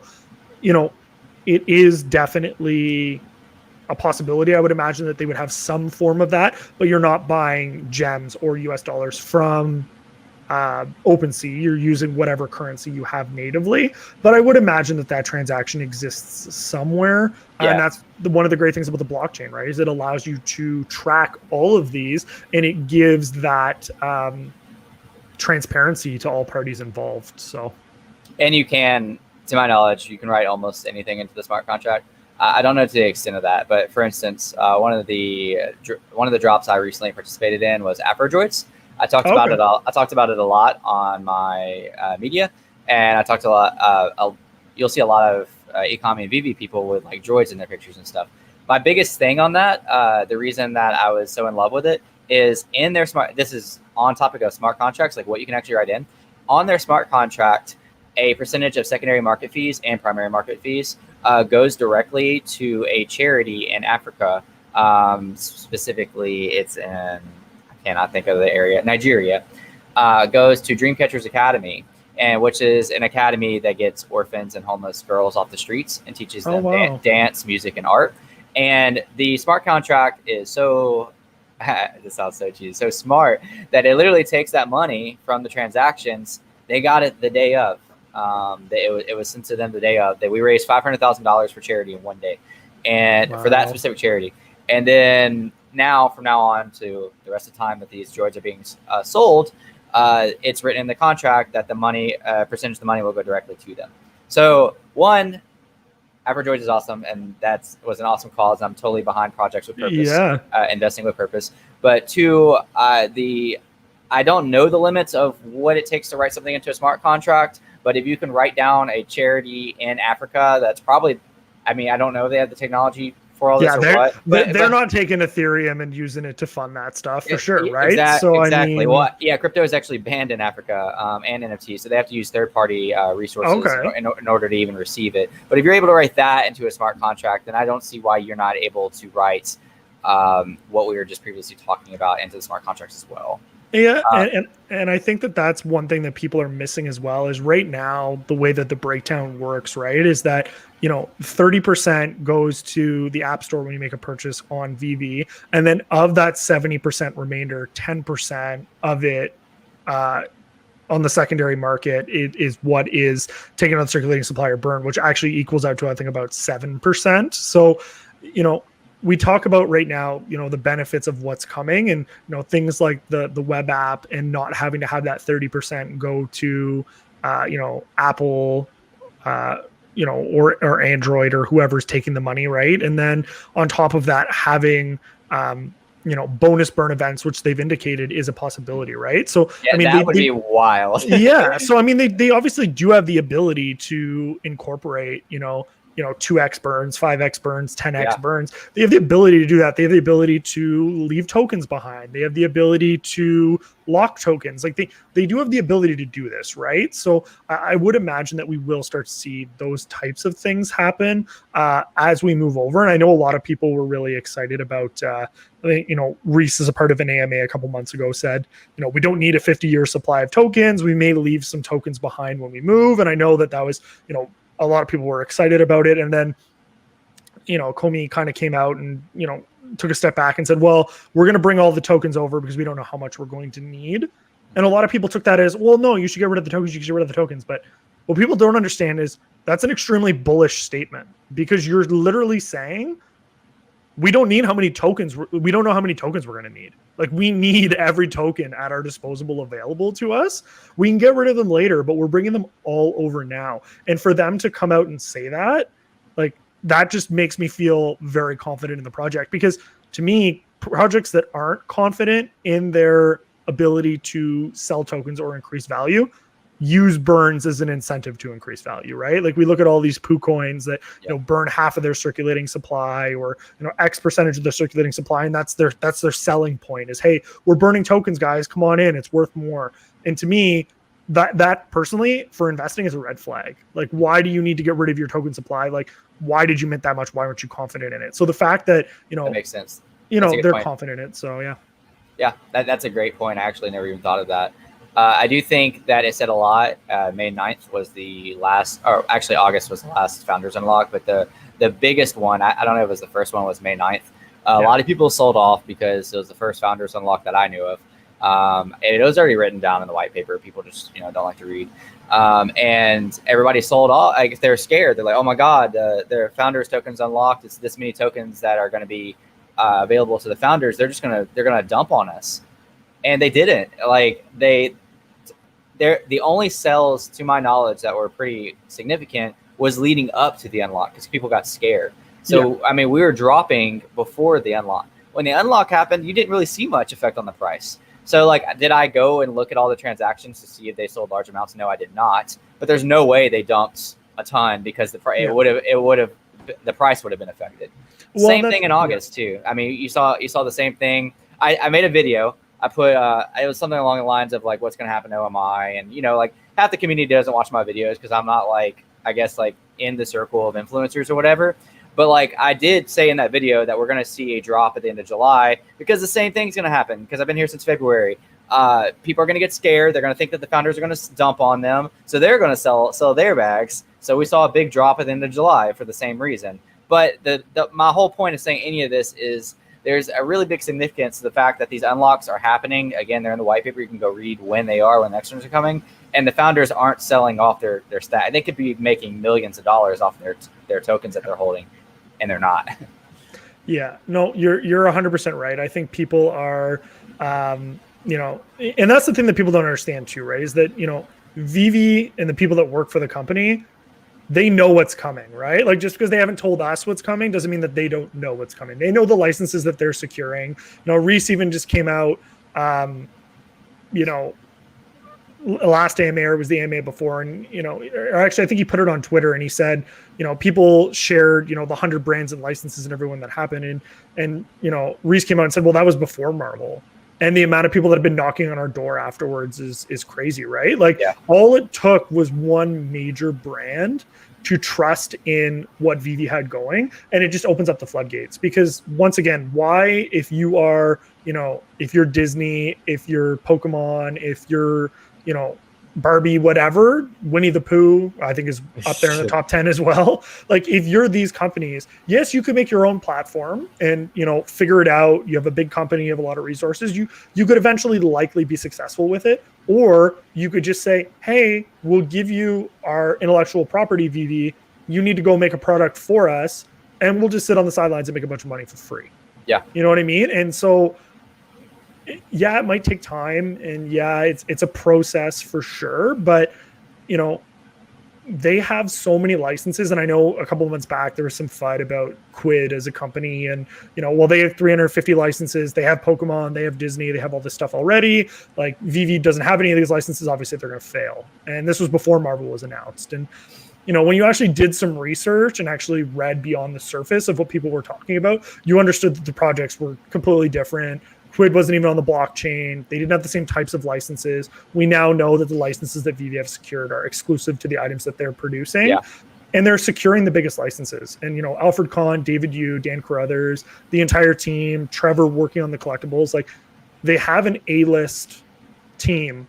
And they're going to, I think Crypto Far West put it perfectly in his video when he quoted Trevor, when he said, I'm not looking to make something that I can make in 3 days. I'm looking to make something that's going to be awesome. And, I love that video so much. When they were like, it's something like, how can this get any better? And then like Marvel pops up on the screen. Everyone's like, yeah, like freaking out about it. Yeah. I love that video so much. Shout out to Crypto Far West for like that absolute masterpiece. For sure. I have some concerns in the comments if you want to address any. Well, for one, sure. Luke earlier said hi, everyone. So hi, Luke. How's it going? Hey, Luke. Somebody said, could you cover the IMX sell process through CoinList if you haven't already, please? So I know for that. And Chris, you'll be in the same boat. Like Canada and the US are excluded from the sale. So there's like 8 or 9 countries. I think if you live in China, the US, Canada, Australia, in some places in Europe, you're not eligible for the sale process. Now, could you use a VPN or something to circumvent that? Probably. And you could buy the immutable token on the listing on CoinList, possibly. I'm not intimately familiar with the process. I've never personally done an ICO, independent coin offering, which is what they're offering on CoinList.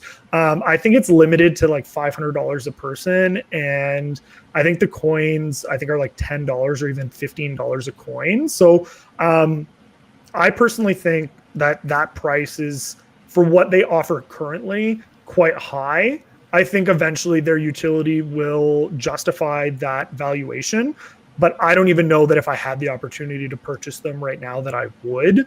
Obviously not financial advice, that's just my own decision, but I would say that if you live in a country that's not exempt from the coin offering, I think if you go on Twitter, Immutable has put out quite a bit of information just on how to access that information. I think if you actually go on the Immutable website, I'm just looking right now. I'm not seeing a ton of information on their website either about how to actually purchase it either. So unfortunately, I couldn't touch on that, in depth. But that's what I'd say about the coin listing. Do your research, be familiar with it, and obviously don't invest more money than you're willing to lose. It's hard to say that with that $10 or $15 valuation. The problem is we don't know. And some concerns that I've seen expressed is we don't know who's gotten in before it and how much they're holding, and whether you're just going to get dumped on immediately after you buy it. Now, do I think Immutable is the type of company that's going to pump and dump? No, I don't. But at the same time, if you don't have that information, I would at least want to know why that is before I was investing my money. So. Yeah, that's great. I covered it all. Good stuff. Somebody is concerned. They said burning that 700 billion is going to take 30 years. And then they said, if they don't leave tokens behind, I'm out. Then also founders dump doesn't make sense with that supply. I'll address this from the bottom up. So founders dump doesn't make sense with that supply. It absolutely makes sense because they got all these tokens at basically not basically, they got it for free for being part of the startup. So just because they're at the price that it's at right now, that would have still been millions of dollars that they would have got for free. So anybody who's offered millions of dollars for free just because they're part of the startup and didn't cash out, to me, absolutely makes sense. If they don't leave their tokens behind, I'm out. That's a good argument.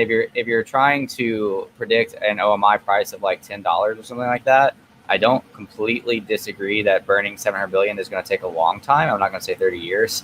That's also not factoring in the fact, or what we were talking about earlier about the extended token burns that they were talking about, token burns being in the VEVEverse. There was something with staking particularly that happened with token that they connected to token burns. I don't remember what it was. And how much have we burnt already? Do we have a number on that? I think we're a tad over 12 billion that are burnt in the in that wallet, and then of course we have the 97 billion that were locked up forever. Well, I shouldn't say forever. It was like 18,000 years or something. Yeah. So that's already down to 600 billion, right? Yeah. So I think we're at about 111 billion that have been permanently locked up forever out of the 750 billion. And it's also worth noting, I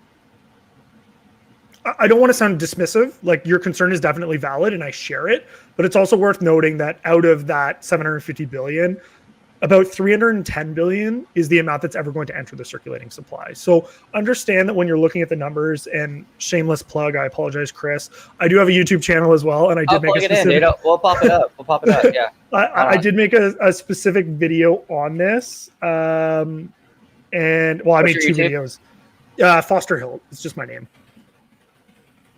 All right, you can keep talking. Sorry. Yeah. So like I said, shameless plug. It's the $5, $10, $50 OMI token. What you need to consider, and it's just something to keep in mind that yes, there's 310 billion tokens in the circulating supply, but I actually break down. I made an Excel spreadsheet and I broke down what different things would need to happen.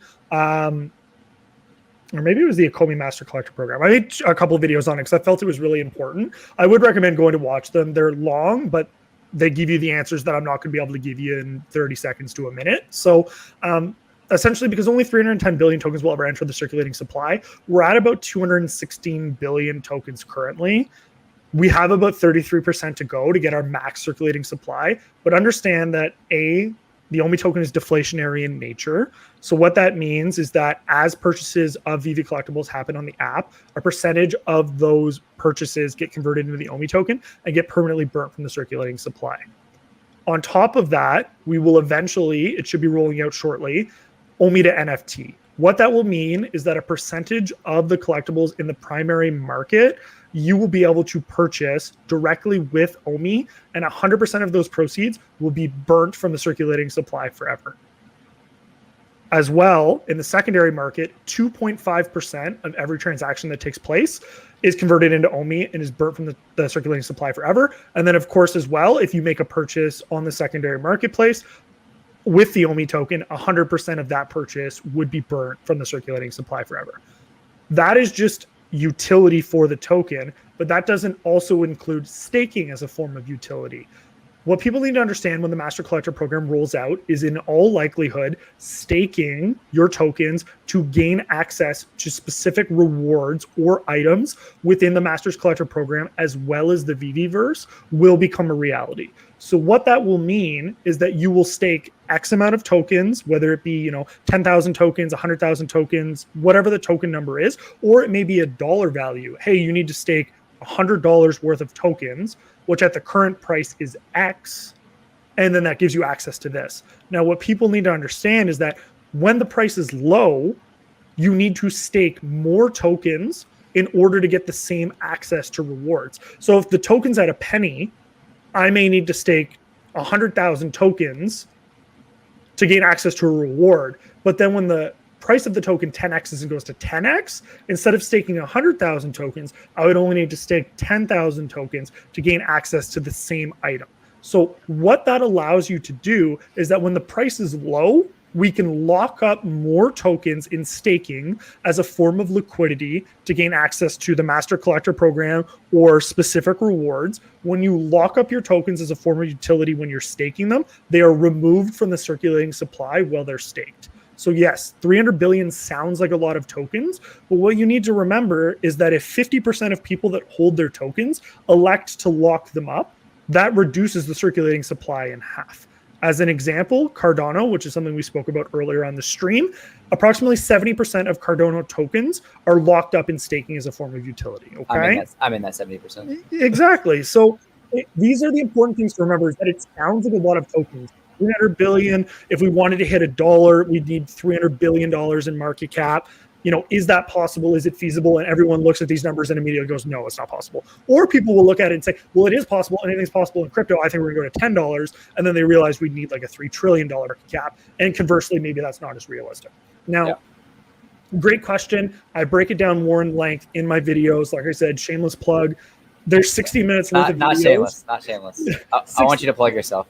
60 minutes worth of videos, and I can only break it down as much as I can in kind of the 2 minutes so that I don't ramble on forever. But great question. Watch the videos. If you have any questions, leave them down in the comments below, or comment on my videos if you have any more questions, and I'll definitely touch base with you about it further. I have no problem. So absolutely.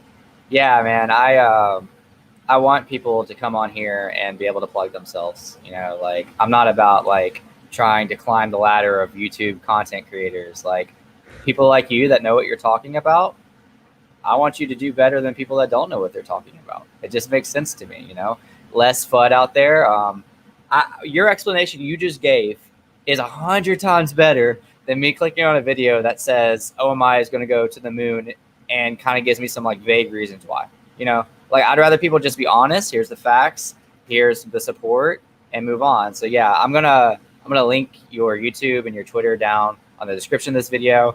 hopefully some people already subscribed or followed you on Twitter. So absolutely. Thank you so much, by the way. Yeah, I appreciate that. Like I said, I don't care if you have 1 subscriber, 10 subscribers, no subscribers, 1,000 subscribers. Anyone that ever wants to talk to me about anything ECOMI or VEVE, I'm always down. And like I said, like I have a full-time job, I have a life, I have kid, I have kid, I have kid, I have friends.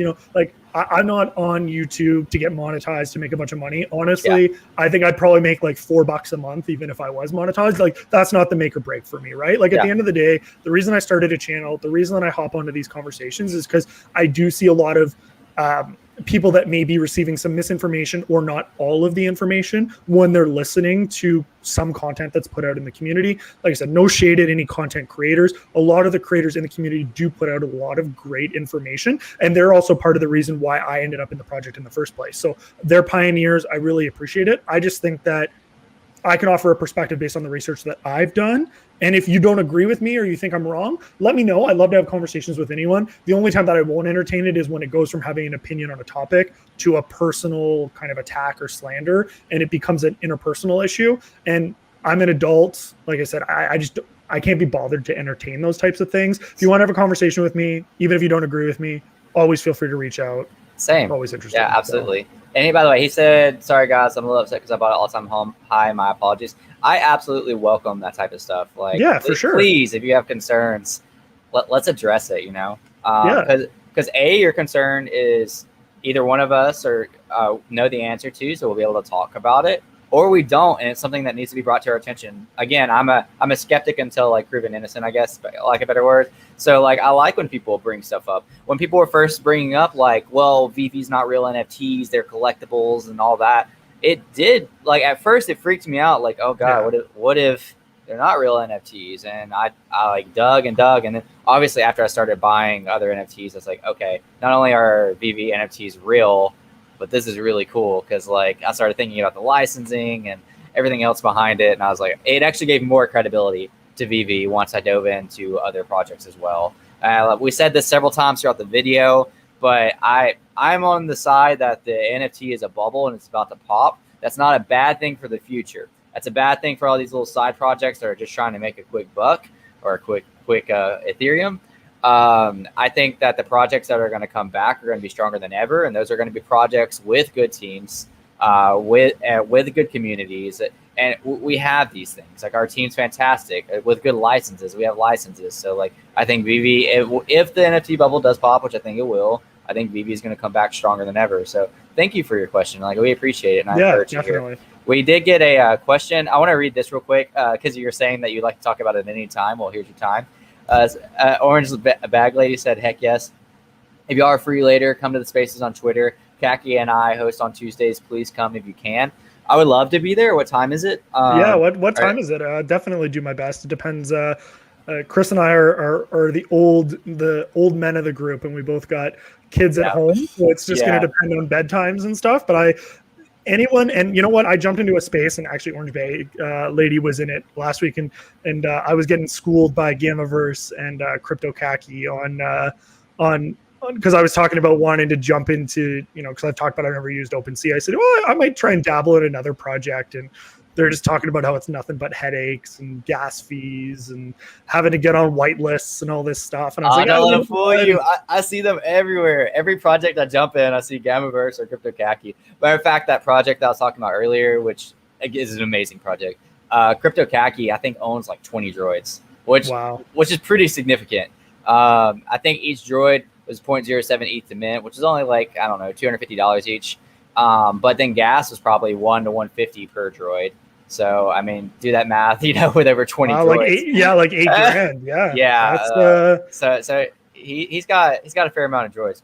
I would love to be there and talk with you and Kaki. I've actually joined Wendy's YouTube live stream with Kaki. I kind of messed with him on a little bit on there. They're arguing about football and soccer, something like that, but I jumped in on that a little bit. Also, Orange Lady said immutable question.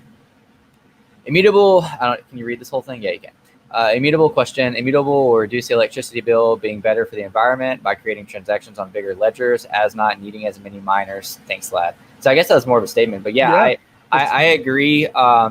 That's also a pretty big deal to me that VEVE went out of their way to try to protect the environment. I just think that's really cool. I think that's one thing that a lot of projects don't think about, and some can't. Again, going back to Afrodroids, I don't think OO, the creator, was in the place to where he could find somebody like or something like Immutable in order to limit the amount of bad effects on the environment. And like that's okay, but creating all the hundreds of projects that are new every day isn't great for the environment. I don't know what better way to say it. So the fact that since the beginning, they announced that there would be what was it exactly on Immutable X? Let me see what they say about the environment. Here, I'll pull it up. Where is it at? I thought it talked about the environment through Immutable. Or is that just on the VEVE website? That's just VEVE, huh? I think it's just VEVE that talks about it. But I mean, to be fair, being a layer 2 solution inherently on layer 1, like we do know that, VEVE's come out and said that they're, carbon neutral. So what people don't understand that's the word I was looking for, carbon neutral. I don't know why. So what people don't understand is that carbon neutral doesn't mean that there's no footprint, right? Yeah. So absolutely. I mean, any project will have some form of electrical consumption, and there will be an impact on that. So what VEVE has done is they've reduced their footprint as much as they can by partnering with projects such as Immutable, which lowers the electricity consumption and is more effective when it comes to minting items. And then on top of that, what they're doing is they're purchasing carbon credits, which essentially is money that is put aside for specific foundations and projects that work towards environmental initiatives. So whether it be planting trees or finding or supporting renewable sources of electricity like wind and water and things like that. So you'll never find a project that is 100%, carbon limited, but you will find projects that try and become carbon neutral. And I think the cool thing is that, and one thing that I'm proud of is that, VEVE was doing it before it was cool. You know what I mean? Like you see a lot of projects. Like a lot of projects hop on the bandwagon and it's like, oh, well, we do this. But it's like VEVE did it because they wanted to, not because anyone else told them that they had to. And that's about, you can either swim with the tide or go against it in order to be successful. And VEVE is just doing their own thing. That's why, they're not addressing the haters, whether it be other projects, whether it be people in the community. If it's a valid concern, they'll deal with it 100%. But all this, white noise of people, just complaining. And I was in a Twitter space the other day with Alex, who is like the community relations manager on the VEVE side. We were just talking about how do you put up with, people just constantly bombarding you with nonsense every single day? And he basically said, you know what? Like someone asked him, do you guys get together in a powwow and just, vent and kind of just like decompress from all of the, all the hate and stuff that you guys get? And I think what helps them out is that, they understand where they're going, right? And then and it's easy to be upset when you don't have all of the information and, or you're getting misinformation from one source or the other. But I think when you actually take the time to do your own research and understand where this is going, you don't need to be stressed out about it. Like I wake up every single morning. I woke up today, OMI was down 20%. I was like, okay. Yeah, I'm not worried about it. Like that was $10,000 today that I'm down. You know what I mean? And I looked at it and I was like, okay. And and don't get me wrong, it's not like $10,000 is nothing for me. Like I don't make $10,000 in 2 months of working, but at the same time, I also understand the long-term value cost proposition of being invested in OMI. So I don't stress the small stuff in the short term, which is, I think important for everyone to realize that when you're investing is if you understand the fundamentals of a project, and I know I've touched on this before, but to anyone that's new watching or jumped on the stream late, like if you understand a project, you understand the foundation, you understand the team, and you understand the direction that it's going, it's an investment. It's not a gamble, right? And a lot of crypto is gambling, but VEVE and ECOMI is not, in my opinion, is not a gamble. It's an investment. And if you're patient enough to see what's coming, then you will be rewarded handsomely. Yeah, I think for a long time in the crypto space, I kind of made the assumption that the general public was right when they assumed something. And that was a bad assumption. The deeper I get, the more I realize that like the general public doesn't know as much as maybe the confidence they put off. So I feel like once you're in, like say the ECOMI team's like shoes, and they know at the end of the day that they have a solid project, a solid token, everything's there, everything's lined up, and they know that people that really know their stuff understand their game plan and are going to stick with it and where things are going. Who cares about the haters, you know? Yeah. Like seriously, like they know where they're going. That goes with any crypto, but definitely the VV team in general. I mean, I'm invested in Hex decently heavily. Okay. I've done really well these last few months off of Hex. And I'm just now seeing, I know this is an ECOMI VV podcast or video, but just side note, I'm just now seeing people post online, like literally on cryptocurrency, the subreddit, people, there was like, this is the 5 reasons why Hex is a scam, why it's a Ponzi scheme, and listed 5 reasons, you know, and it got upvoted, you know, like a couple thousand upvotes, and people were like slamming it. I know Hex. I invested when I found out what it was, what it did, the future of it, without a doubt. Not only could I address all the points they made and be like, this is a stupid assumption, but at the end of the day, I know that I know. So like, I'm not going to let their hate and their FUD bother me, you know? And the same thing with the OMI token, same thing with VV in general. Like the founders know what's up, you know what's up, you know your stuff. You know at the end of the day that even though you lost unrealized loss of $10,000 today, yeah, that's nothing in the grand scheme of things. Exactly. No, you're 100% right, and I think people will come to terms with it. And you know, not to jump back to what Mehdi said, because you know, you don't need to be sorry. You know, I know Chris already addressed it, but like, if you ever have concerns about your project, you know, do your research. Don't be afraid to ask the questions, but be critical of the information that you're receiving, right? Like don't just take something that we say and go, oh, well, OMI's automatically going to go to the moon because they say it's going to go to the moon, and then you invest your life savings in it. Like, be critical of all of the information that you're hearing and make an own informed opinion. And that's the whole reason that I started, you know, my YouTube channel and started having these conversations with people, is that I want to give everyone all of the perspective, whether it's good or bad, but then you have all of the information that you need in order to make your own informed decision. And then whatever decision you make at that point is your choice, but you made it knowing that you had all the information, versus, like you said, something on Reddit, you know, oh, well, this got upvoted. Oh my God, 2,000 people upvoted it. It must be true. This is a scam. I need to, you know, or, you know, well, because Logan Paul says OMI is a good project, it is a good project, so I'm going to invest in it. And then it goes down 80%, and you go, well, it's a rug pull because it went down 80%, when you didn't understand the fundamentals behind what happened. And to be fair, I don't think a lot of people in the community understood it, because I invested at a much higher price point than what it is now. And I maybe didn't even know what I was getting myself into fully when I invested. But the more that you research, the more that you understand why these things are happening, and you understand why the fundamentals and technicals of what's coming will push the coin to the price that it's going to be. And you understand the value proposition of the collectibles with the intellectual property, and why they'll still be here as well, when 98% of the other projects won't be. Yeah. For the record, I bought over a cent as well. And I also bought in February at 0.0018 cents, you know, so like I bought all along the way.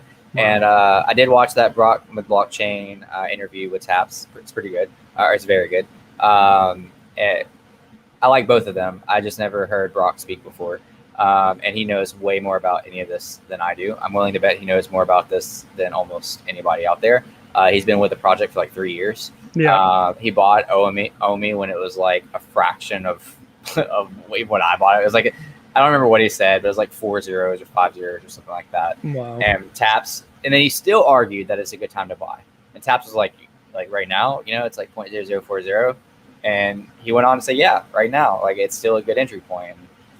Yeah, it's crazy when you hear some of the OGs. Like, I've done a couple interviews on my channel, and one of the guys has 300 million tokens, and you know, he hasn't sold a single one. Like he said, I'm still holding. I still think that Brock, this is Brock, to my knowledge, hasn't either, and he was 100% in just OMI.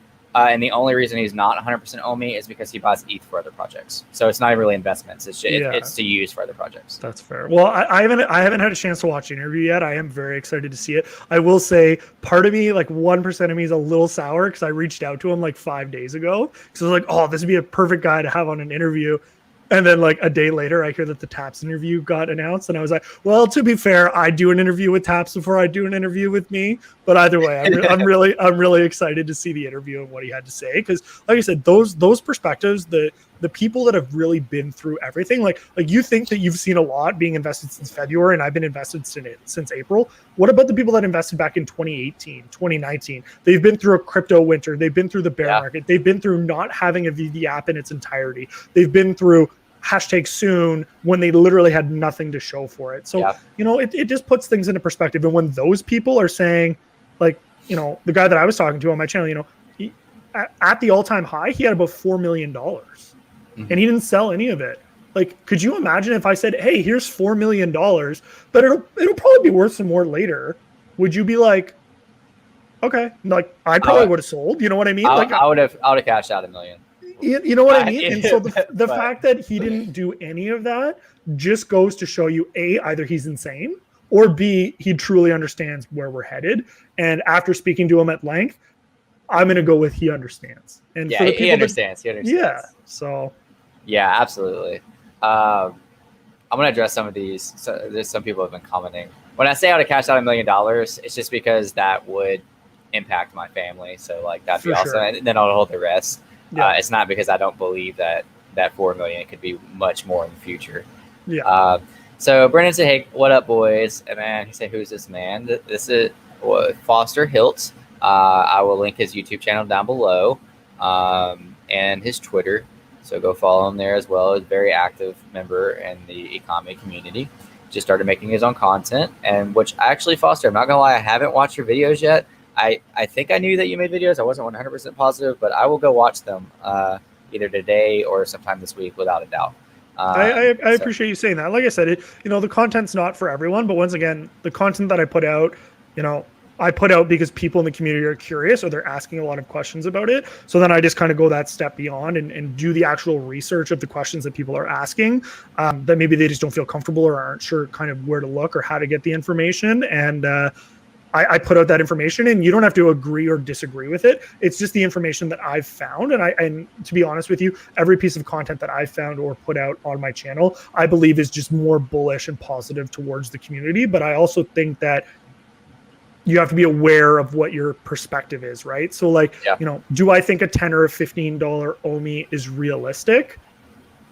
I mean, I'm not going to spoil it. You can watch my videos, but what I will say is it's not whether or not it's realistic, it's what's your time frame, right? So if you say is $10 realistic by the end of the year, no, it's not, right? There's nothing that you could say to convince me that it would be, other than ECOMI coming out and saying, hey, we're burning 90% of the token supply, and 90% of that remaining token supply is being staked, and we're incentivizing everyone to hold tokens because of reflections or XYZ. Like, that's the only way that you're going to convince me of that right now. Now, is it realistic? And I know the real Randy Chavez, shout out to him. He makes great content as well. He said, by the end of 2040, he thinks it's realistic that OMI could hit $10.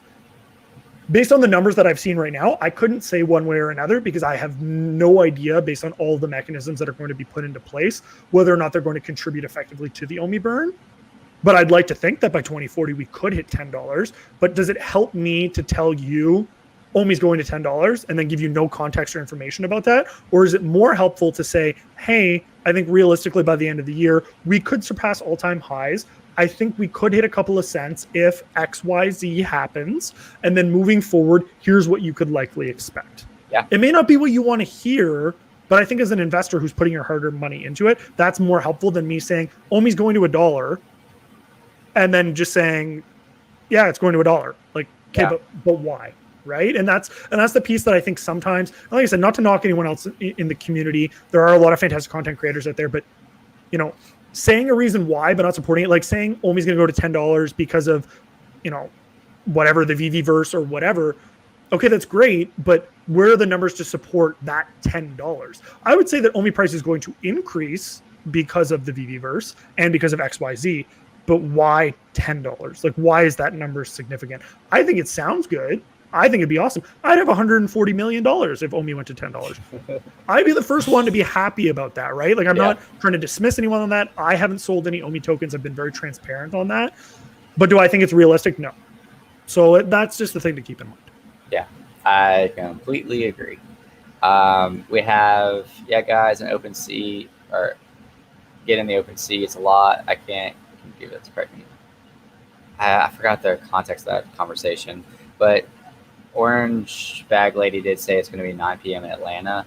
I think that's Central Time, or it might be Eastern Time. It's like really close to Central or Eastern. Yeah, I think it might be Central. So it'd either be 9 or 10. So yeah, I mean, Orange Bag Lady or anyone else that's curious, I'll definitely swing by and Sure. And it would be nice to participate. I mean, Orange Bag Lady and all of the women ex VEVE, that group of creators that's really kind of come totally to their support own. it. And, yeah, I think it's so cool to have a group of women that are interested in this.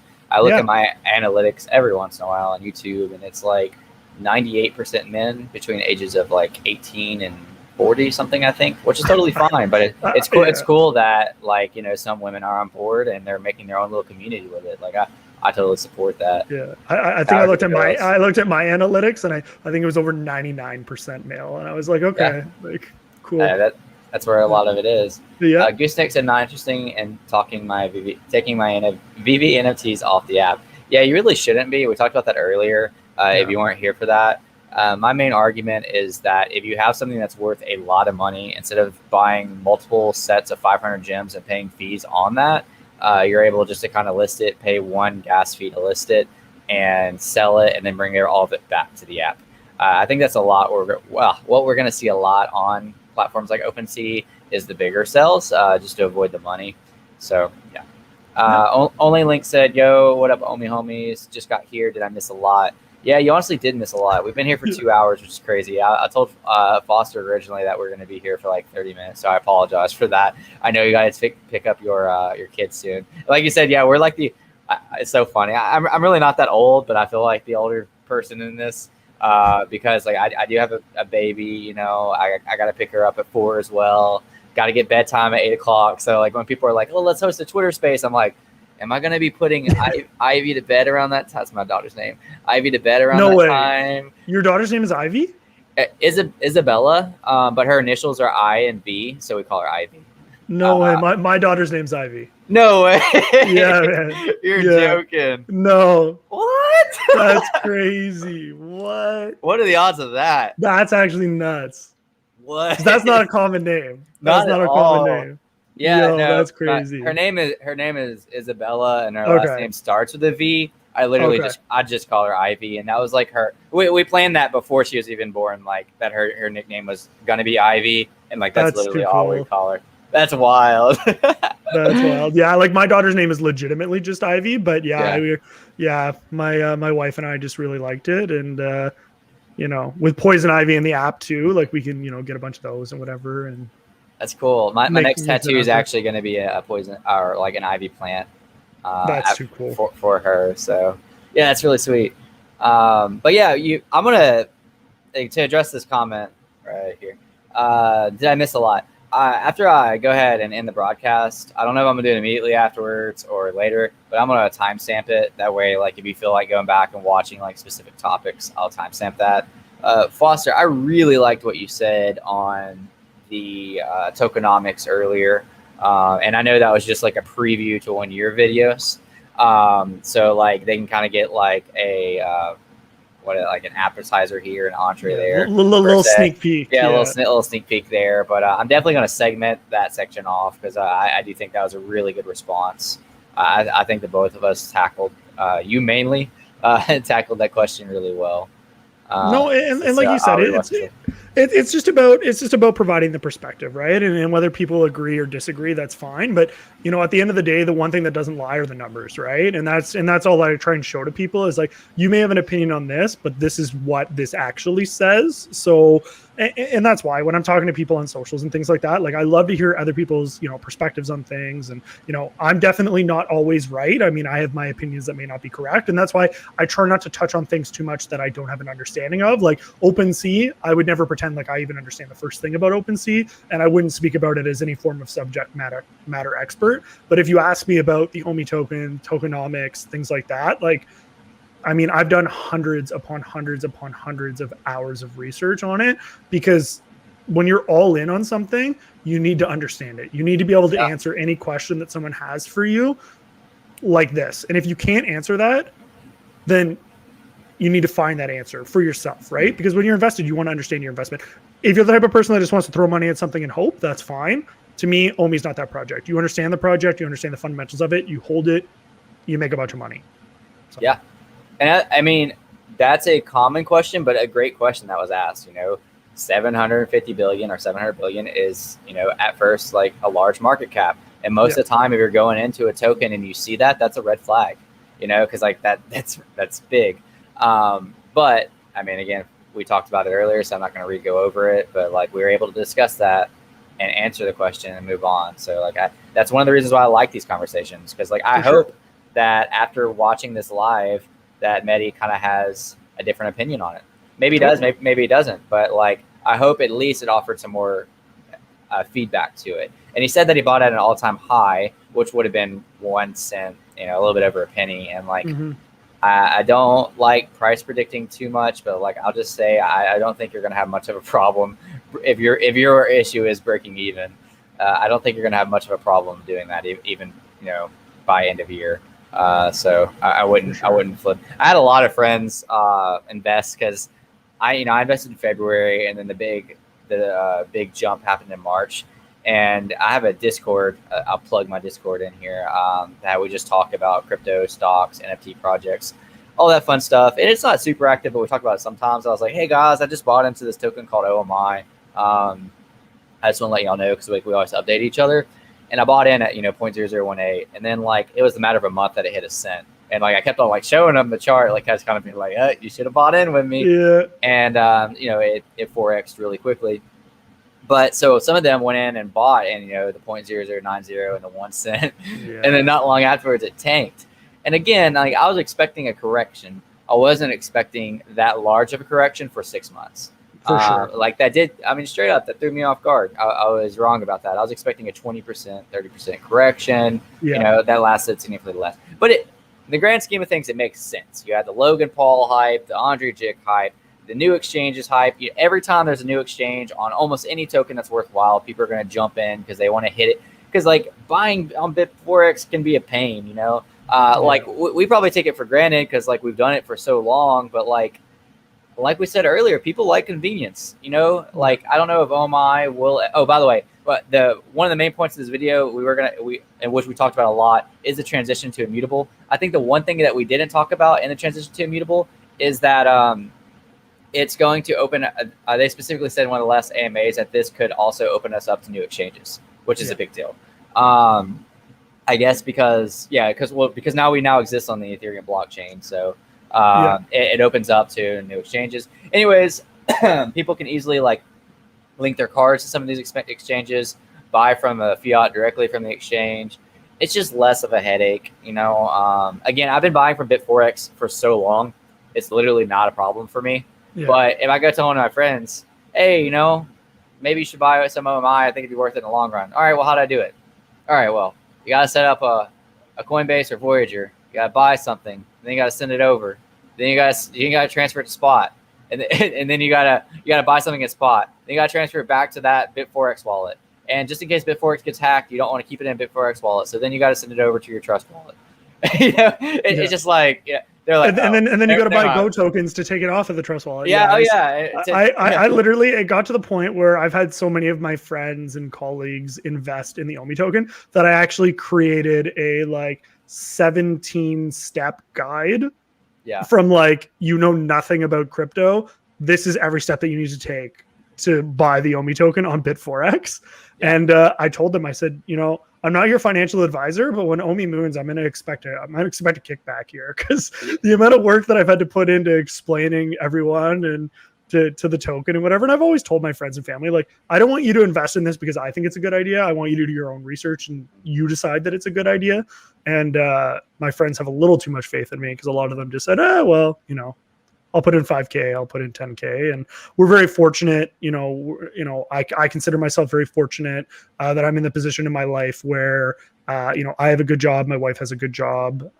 We're happy, we're healthy, which is the most important thing, but that we've also been blessed with, having enough money where we can, have some income to invest in some other things. So for me, this has always been, the best investment that I could think of. We were debating getting a rental property, and I looked at it and I was like, do I want the headaches of having a tenant and all this kind of stuff? And where the market's going to be, where, houses, I don't know how they are in the States, but right now, like we're in like this hyperinflation where house prices have just gone up like astronomically. Like, are they going to continue to go up or are they going to burst? So, and then I found this project and it just seemed like the stars all aligned because, I had this money and, I had this opportunity and, I look forward to being able to look back on this and in 10 years when hopefully I'm retired and I can say, this was one of the best decisions I've ever made in my life. Absolutely. And I feel confident in it. I really do. So I'm not going to lie.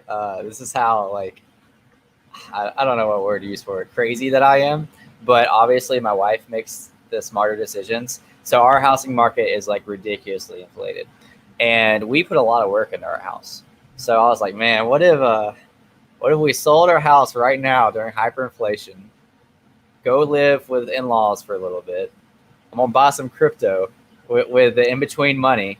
And then when the housing market goes back down, we'll buy an even better house, and it crossed my mind, but at the end of the day, I would never do that to my family if they weren't comfortable with it. If I was still like single on my own, I wouldn't have a house right now. Yeah, I'd be all in. Yeah, just be truly all in. Yeah, it's fun to flirt with. There's always the what ifs, but I'm thankful that I own ECOMI and I own some collectibles. With the price entries that I got in, and I hope everybody can say that, even the people that bought in at a cent, next year around this time, that like, well, I'm thankful I got in under a cent. Again, I don't mean to be a moon boy, but like I do believe in the future of the coin. I believe the future of the entire company, like VEVE and ECOMI, the team. We have a really good team behind it. We've been talking about this for a while. But yeah, I mean, I'm more bullish than ever. Foster, I want to say as well, I think I said this at the beginning, but like I really appreciate your honest approach to things. That's a big deal to me. I'm a very realistic person. I'm a very skeptic person. I'm not as popular in the circle of ECOMI and VEVE like influencers, which that's fine with me, because at the end of the day, I want to know that like I'm me. I say things that like I feel I can say.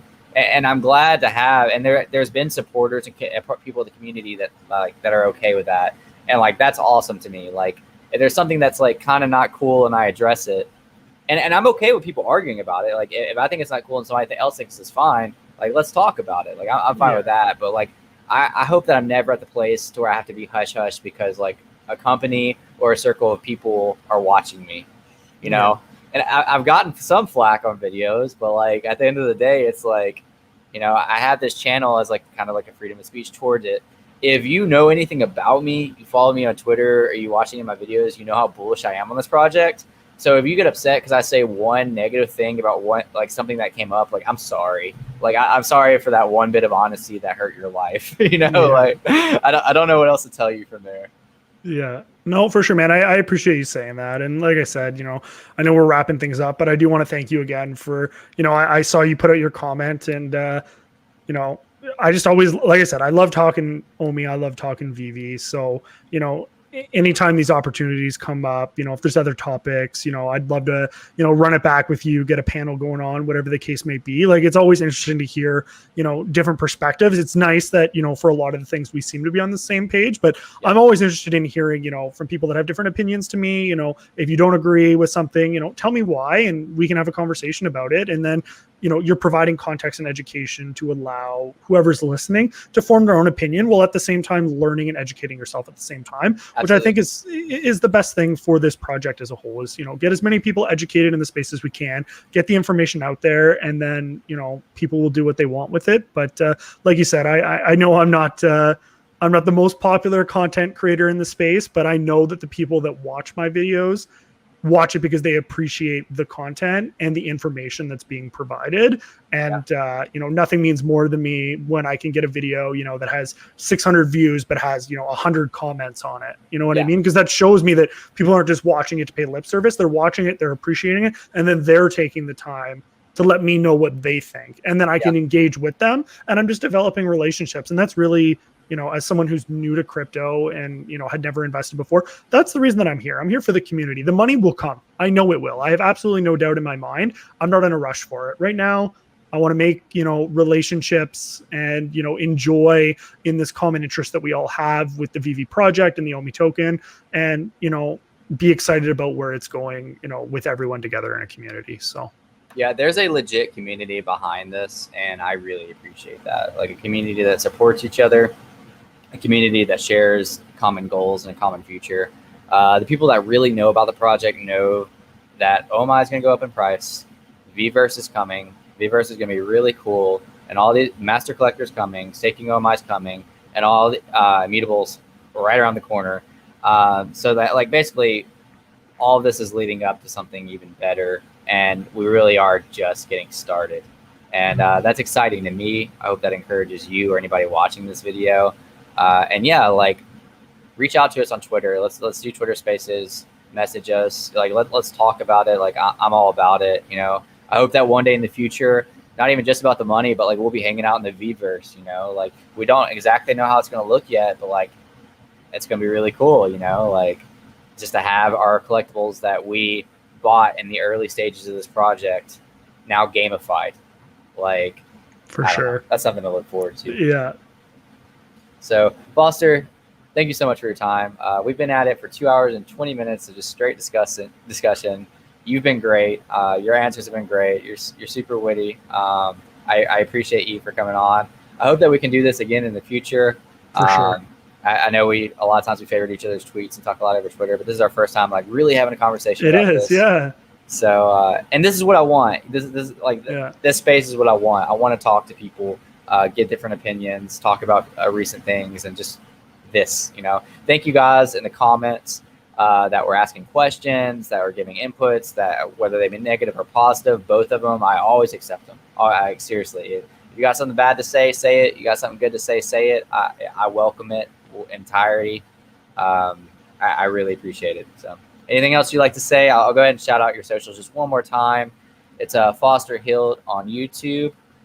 Twitter is, I know the name is Foster Hilt. The tag. Yeah, I think it's OG_OMI_homie. Yeah.